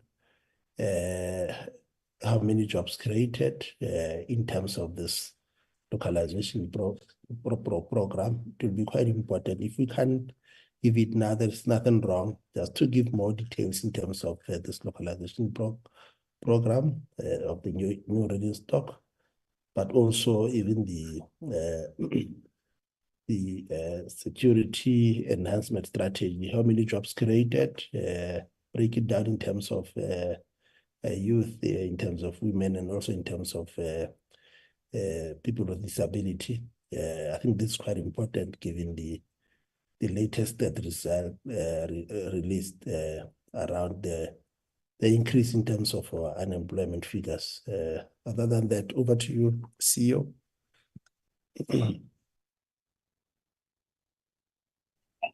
Thank you, Chair. Honorable Rai, with regards to Honorable Khai. Sorry, am I pronouncing it wrong? Yeah, it's Khai. Hi, my apologies, Honorable Khai. Apologies for that, Honorable Member, and thanks for correcting me, Chairperson. With regards to the new trains for Eastern Cape, yes, as part of the 600 trains, a portion of that fleet is earmarked for the Eastern Cape. The thinking is obviously to have it, the original thinking was around the 25 kV to operate in the Eastern Cape. But as correctly pointed out, the fact that the overhead electrical traction is not in place, and it's a Transnet line, there is consideration to look at the possibility of a different technology to the 25 kV. And what I mean by this, honorable members, is that you could have this new modern train operating of battery operated, or it could be a diesel operated as the new modern train. And that is what the technical teams are looking at in terms of what is the best solution for these corridors in the Eastern Cape, East London to Berlin, PE to Uitenhage, and I'm sure as Honorable High would know, there's also the future of the Motherwell link in Port Elizabeth, Nelson Mandela Bay, as a future rail extension. And that's what's been taken into account in terms of the 600 trains. There's just a technical discussion around whether 25 kV versus battery or diesel is the best solution going forward. And the reason I'm raising that is because from a Transnet perspective, there's also a push on their side to, on many of the corridors, move to diesel operations and not electric because of the theft and vandalism. So that discussion is underway, but the assurance is that of that 600 trains, a portion of those of that fleet is earmarked for the Eastern Cape, and we will share with the honourable members in more detail the numbers and how far we are with those technical discussions once we've progressed on those matters. I hope that covers that question. Chairperson, in terms of the localization with Gibela, yes, it's a very important item. Unfortunately, with SABS, they were the independent, if I call it, that provided the independent verification. That contract had some challenges because of some of the challenges that SABS went through in terms of their management and capabilities, where they were not able to provide that service in the past. We are now in the process of, now that things have been, I think, recovered on their side, that we reinstitute that service. And it's not to suggest, as I've done in the presentation earlier, that we're necessarily not reaching that target of the 67%. The reports that we have got when we are tracking the localization, both from a supply chain aspect of the parts, the components that go into the new train being local, the spend on the new train being localized, those things are all being tracked.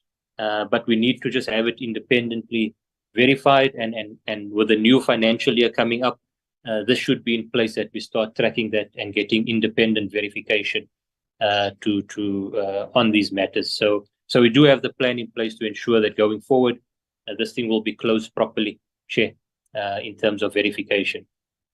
Linked to that, as you've pointed out, is the job creation, which is critical. And we can provide the detailed report and breakdown, Chair, as you've specified in terms of women and youth. We do have that. I think just to give the members a sense, Our target for this financial year, being 23-24, was 9,000 jobs. These are direct jobs. And we've already achieved that target, Chair, of the 9,000. A significant component of that is security, where we've, through the security strategy that we have dealt with, and we will provide that breakdown. But to give the members a sense of, and I think it goes back to the presentation where we were highlighting some of the key achievements around our capital spend. And the 22-23 financial year was the first time PRASA executed on its capital budget of 12.6 billion. In fact, we exceeded it. We spent 13.6. This year, our budget was 12.9. As at the end of December, we already exceeded that budget.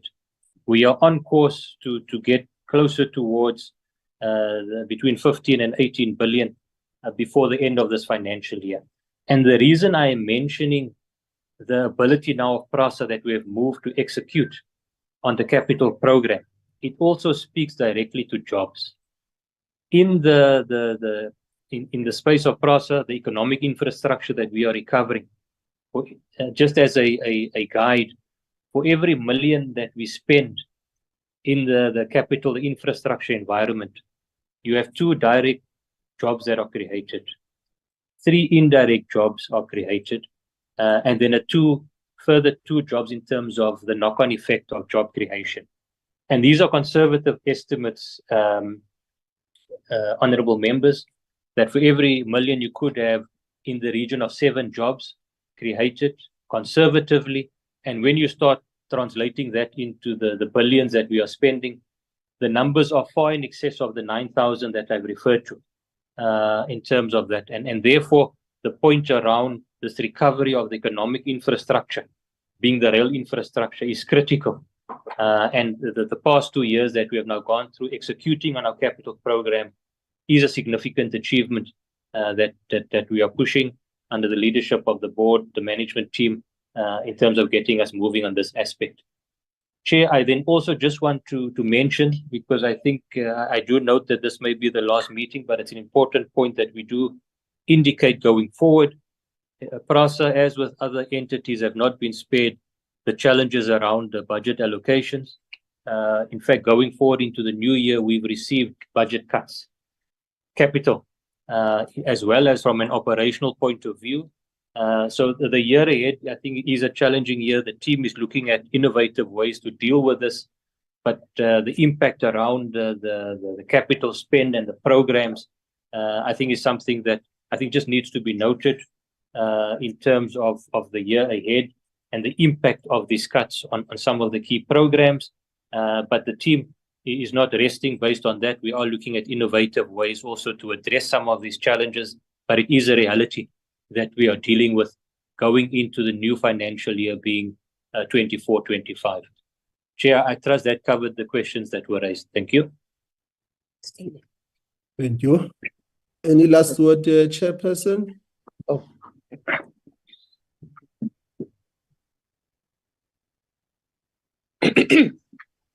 Thank you very much, Chairman, and thank you very much, honorable members of the committee.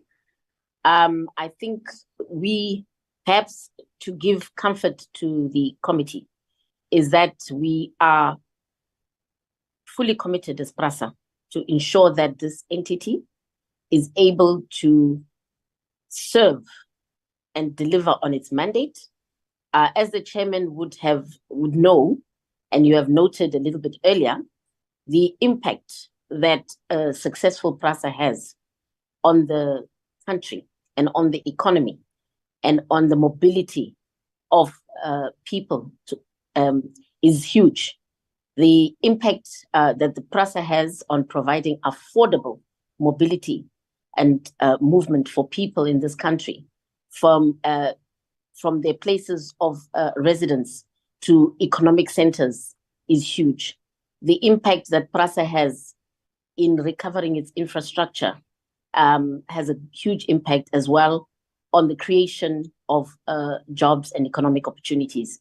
So, Chairman, this Board of Control and this executive management is committed to ensure that all hurdles that are in the course of business are able to be dealt with, and we are focused on delivering on the mandate of this organization for the good of the country and the people of South Africa. Thank you, Chairman.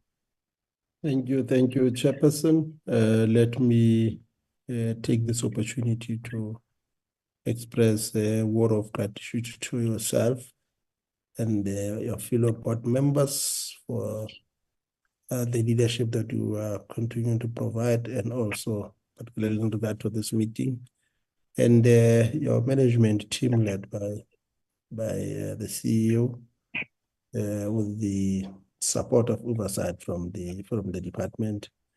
I think you're honoring the appointment to meet with the select committee today must be appreciated, and I believe that I'm saying that on behalf of the select committee.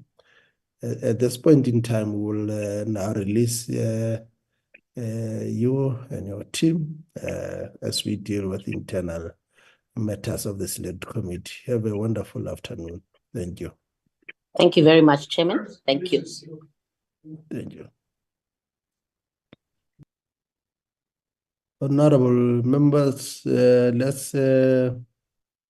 have 3 sets of minutes to deal with, but also just a reflection also in terms of the program. We have we need to just also take members on board in terms of how our program is for this remaining few days of our term.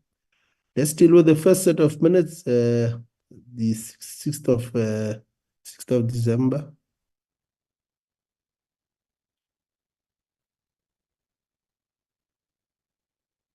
A lot of numbers those are the minutes of the 6th of December. We're dealing with the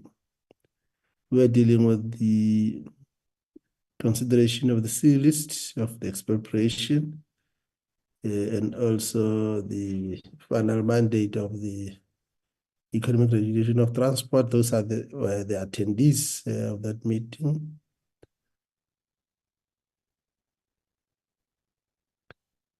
The guest in attendance, and the parliamentary staff.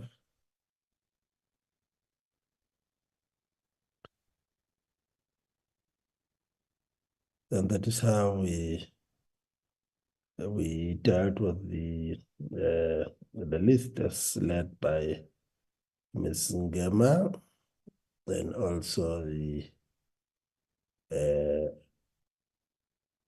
economic regulation of transport. That's how the vote unfolded. And then we dealt with the number of minutes. Honorable members, any correction that members might have identified that needs to be effected? In the absence of that, can we then get a mover for the adoption of the minutes? Honorable Khai. Thank you, Chair. I would like to move the adoption of the minutes. Thank you, Honorable Chair, for moving for the adoption of the minutes. Can you get a seconder? Honorable Bishop.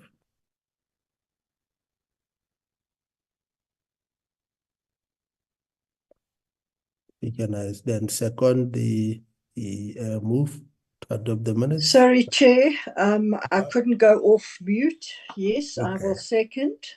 Thank you, Honorable Bishop. Honorable members, therefore, the minutes are duly adopted. Can we go to the next set of minutes?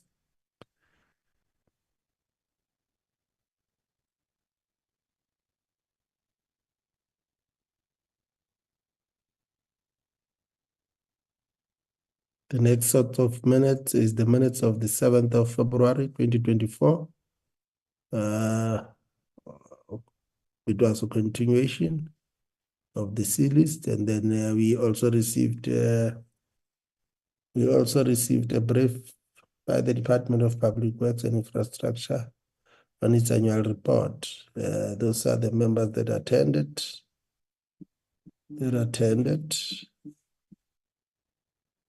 And those are the guests that were in attendance, and the team from the committee. We also had the PLOs from various provinces. And that's how the presentation was made by Ms. Ngema. And we then proceeded to deal with the presentation of public works that was led by the Deputy Minister. And those are the different aspects of the annual report that were presented. And then the engagement by the committee members in terms of the issues that emanated from the annual report. And then the requests that were made by the members in relation to certain tasks.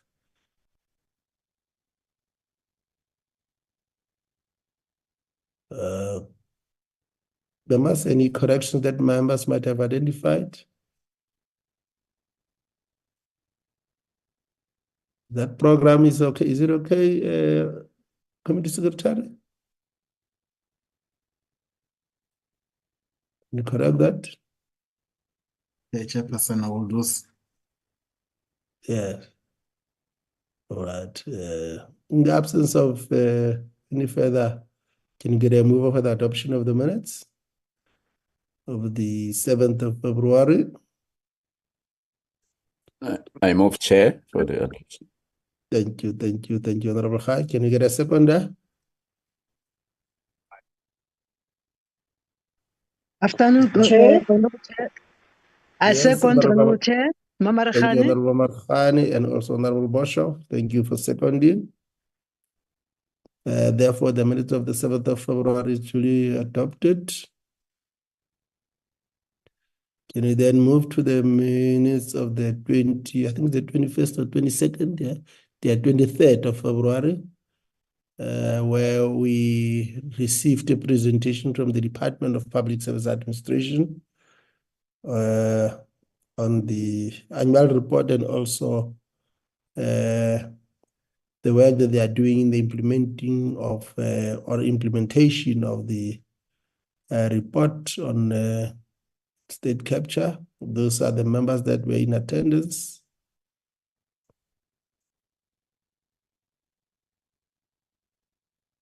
And our guest, led by the Minister of Public Service and Administration, Minister Kivet, and the Deputy Minister Machake Pilani, and the committee staff that also a part of the meeting. These were the open remarks that were done.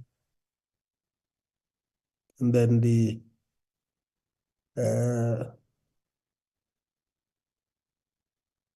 matters that were reported in relation to the review of public sector legislation, also in relation to the development of a code of conduct for special advisors.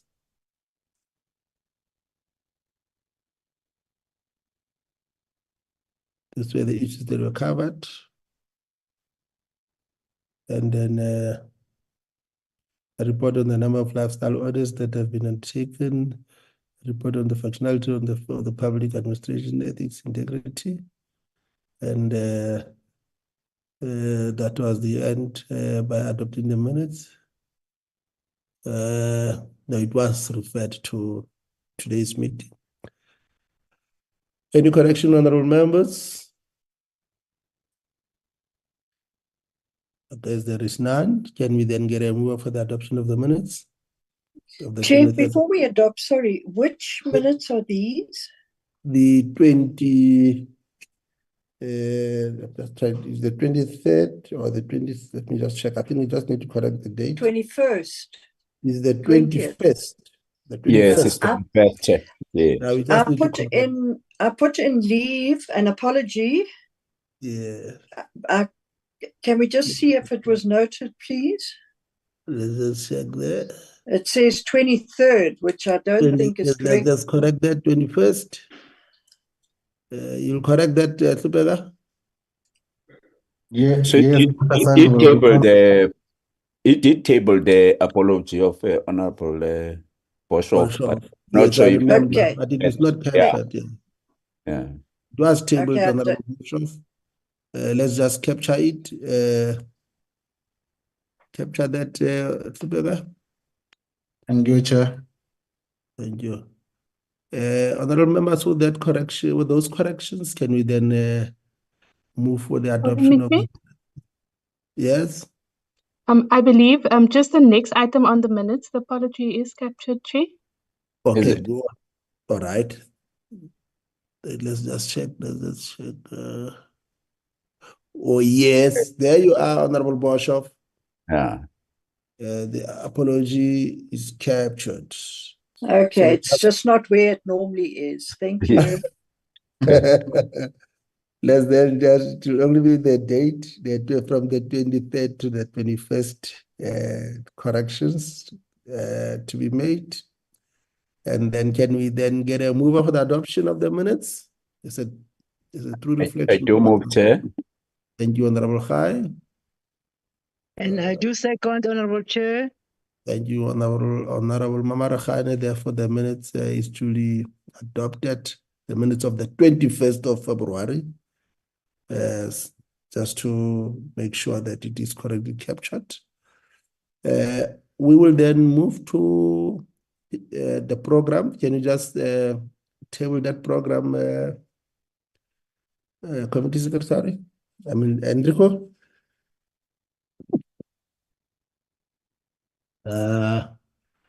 Honorable members, that's how the program will be unfolding. Committee Secretary, can you just take members into confidence in terms of the hiccups that you encountered? I think it is important that they know in relation to the expropriation bill. Just take the members into confidence. Thank you, Chairperson, and thank you, honorable members.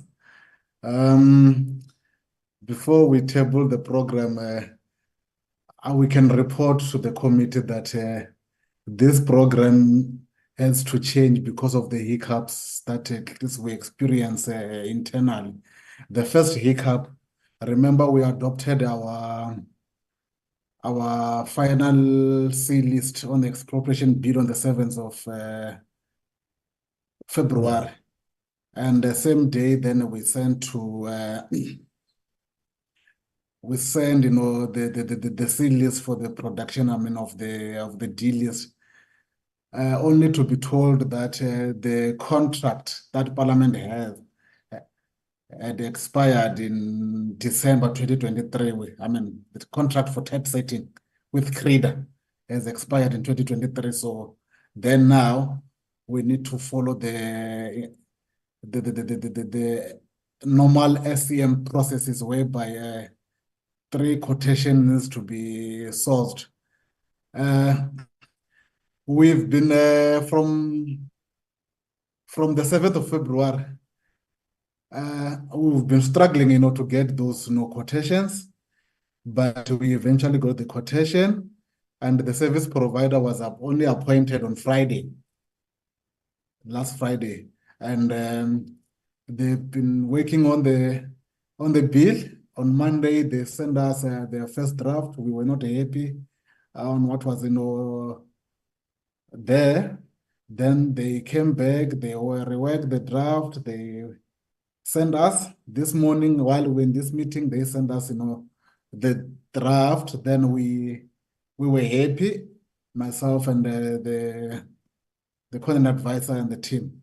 Then we send it to our legal team, Pumelele and his colleagues, her colleagues in the department and the state law advisor. And we've requested them that at least by tomorrow, then at least they must revert back to us so that we can send the bill to provinces on time. That is the first hiccup, Chairperson. The second hiccup that it is we've experienced, it's with the other three bills in terms of the advertisements. The hiccup that we've experienced is that also here, the service provider that Parliament used to have on these bills, to do the adverts, the contract expired, and also here we had to follow the three court processes. But I can tell you what has been happening is that the service provider that we were getting, they were not delivering. They were not delivering, but finally then at least we had to get the service provider that is delivered. The adverts are out. For example, the marine pollution and amendment bill, the closing date was 25 February that we've received such submissions. Then the Transport Appeal Tribunal and the Rail Safety Bill, we have to change the closing date, then it is 25 of March. Thank you, Chairperson. And then also, I can take you through the program. The railway safety bill? Yes, the railway safety bill is 25 of March, because also it was also part of the hiccup that we experienced with the service providers. Because initially, all these bills initially, the closing date for submission, we were planning for end of January, but we couldn't because of the service provider not delivering. Therefore, then those hiccups, then at least it then necessitated us to change, to revise our program. As today we had a meeting where we received an annual report from PRASA. Next week, 6th of March, we'll be receiving, dealing with the final Mondays of the expropriation bill from 9, from 9:30 to 10 o'clock. Then from 10 to 1300, I will update here.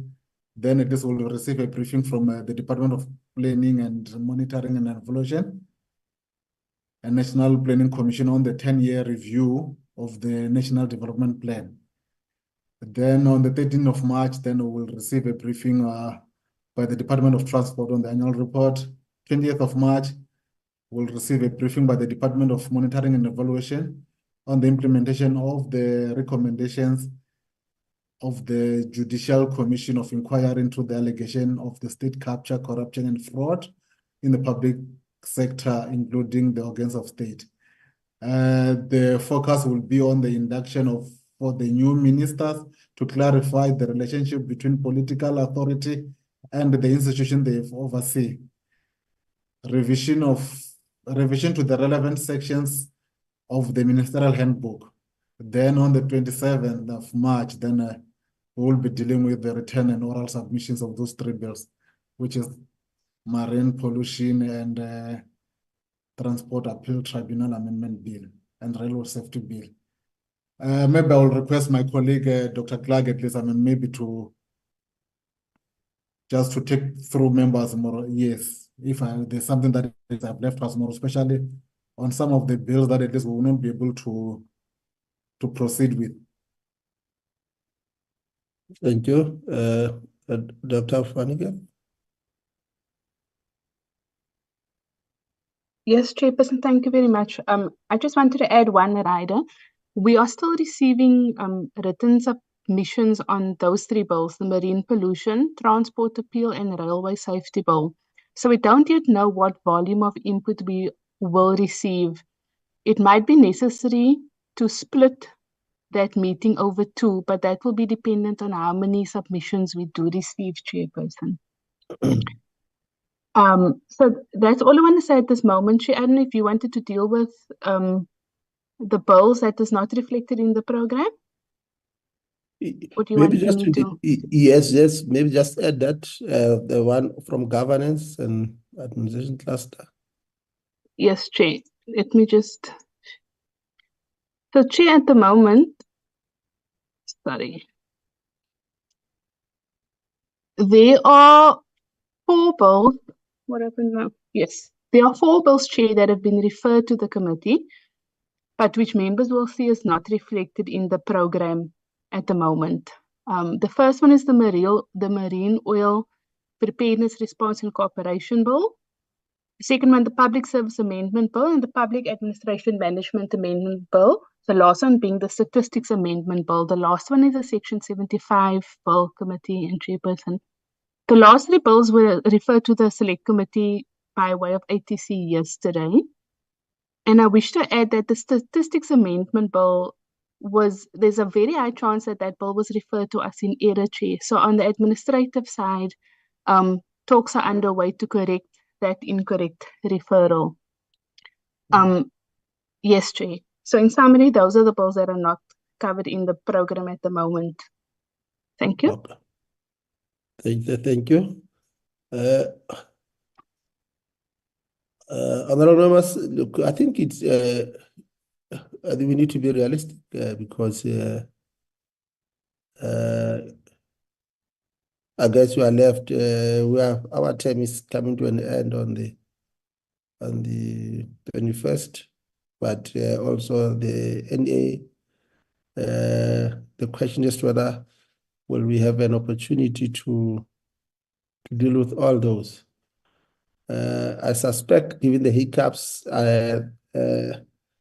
that delayed and had an impact on our 4 bills, we might find it difficult. But I'll open the floor, and knowing quite well for sure that obviously the bill that will be ready. I suspect next week will be on the 6th will be the expropriation bill. The rest, it will also depend on the ability on the readiness and also the availability of provinces. We know that provinces have raised an issue around bills that are referred to them, and which creates stampede in terms of their programs. So I would propose that we note, if members agree, that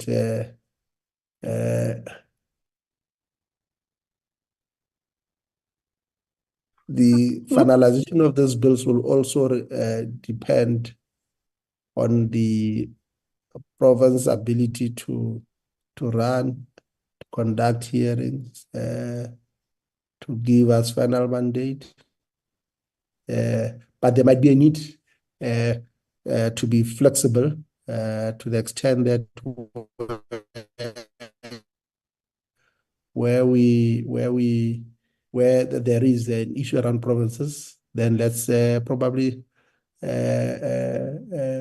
relook at those programs, take into account the fact that we know that members are also expected by their provinces to do political work in preparation for the election. Let me just open the floor for discussion on that. Chairperson? Yes. My apologies, Chair. I just wanted to add one thing that I just wanted to show members practically what programming means for us for the next month or so. So assuming, Chair, that we start counting from next week, we have 1, 2, 3, 4 committee meetings left for March, and then there is a 2-week constituency period, Chairperson, and then a 5th and a 6th meeting that brings us to the 8th of April. So ordinarily, when there's a need to, a committee can request additional meetings. But because there's a specific 6-week cycle, for example, Chair, we can't have 2 meetings within one because we will always have to go back to provinces as we proceed during the process. And I think that is just emphasizing what she was saying about us having to take the provincial programs into consideration as well.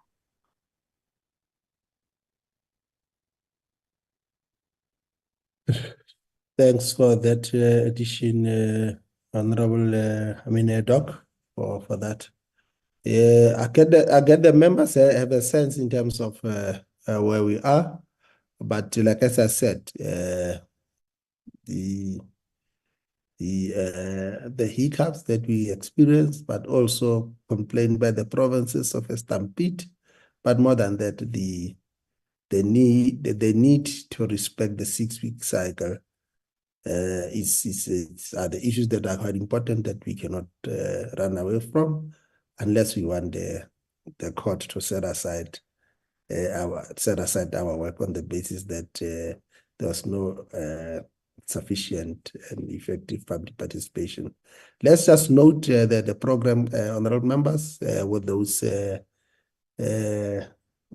concerns, and which might time and again necessitate changes to the program, but also we'll be sensitive to the fact that we are dealing with members from provinces, and time and again their provinces will be expecting them to do work in their provinces. But let's agree that that is the program that we have. It was important for us just to take our members of the select committee on board, and also to give context to some of the hiccups that as a chair I've been dealing with in terms of things that are administrative, things that deals with procurement that are beyond our scope. Other than that, Chair, members, that is what we have. Is there any member that would want to raise any issue in relation to what we have presented? I guess members are happy with the draft program, the program that we have, but also there will be instances where there is a need, we'll then engage with members. Other than that, members, let me then take this opportunity to express a word of gratitude to all of you for having had an opportunity to attend this meeting. We know that there are certain bills that are of priority. We know that we cannot deal with all of these bills. We know that in certain instances where provinces are able to effect changes and amendment, the National Assembly will have to also then deal with those bills. But I think what is quite critical is the fact that our people expect us to do our work as we will be doing our work at the same time we'll be campaigning. Thank you, honorable members. The meeting is now adjourned. Thank you, Chair. Thank you.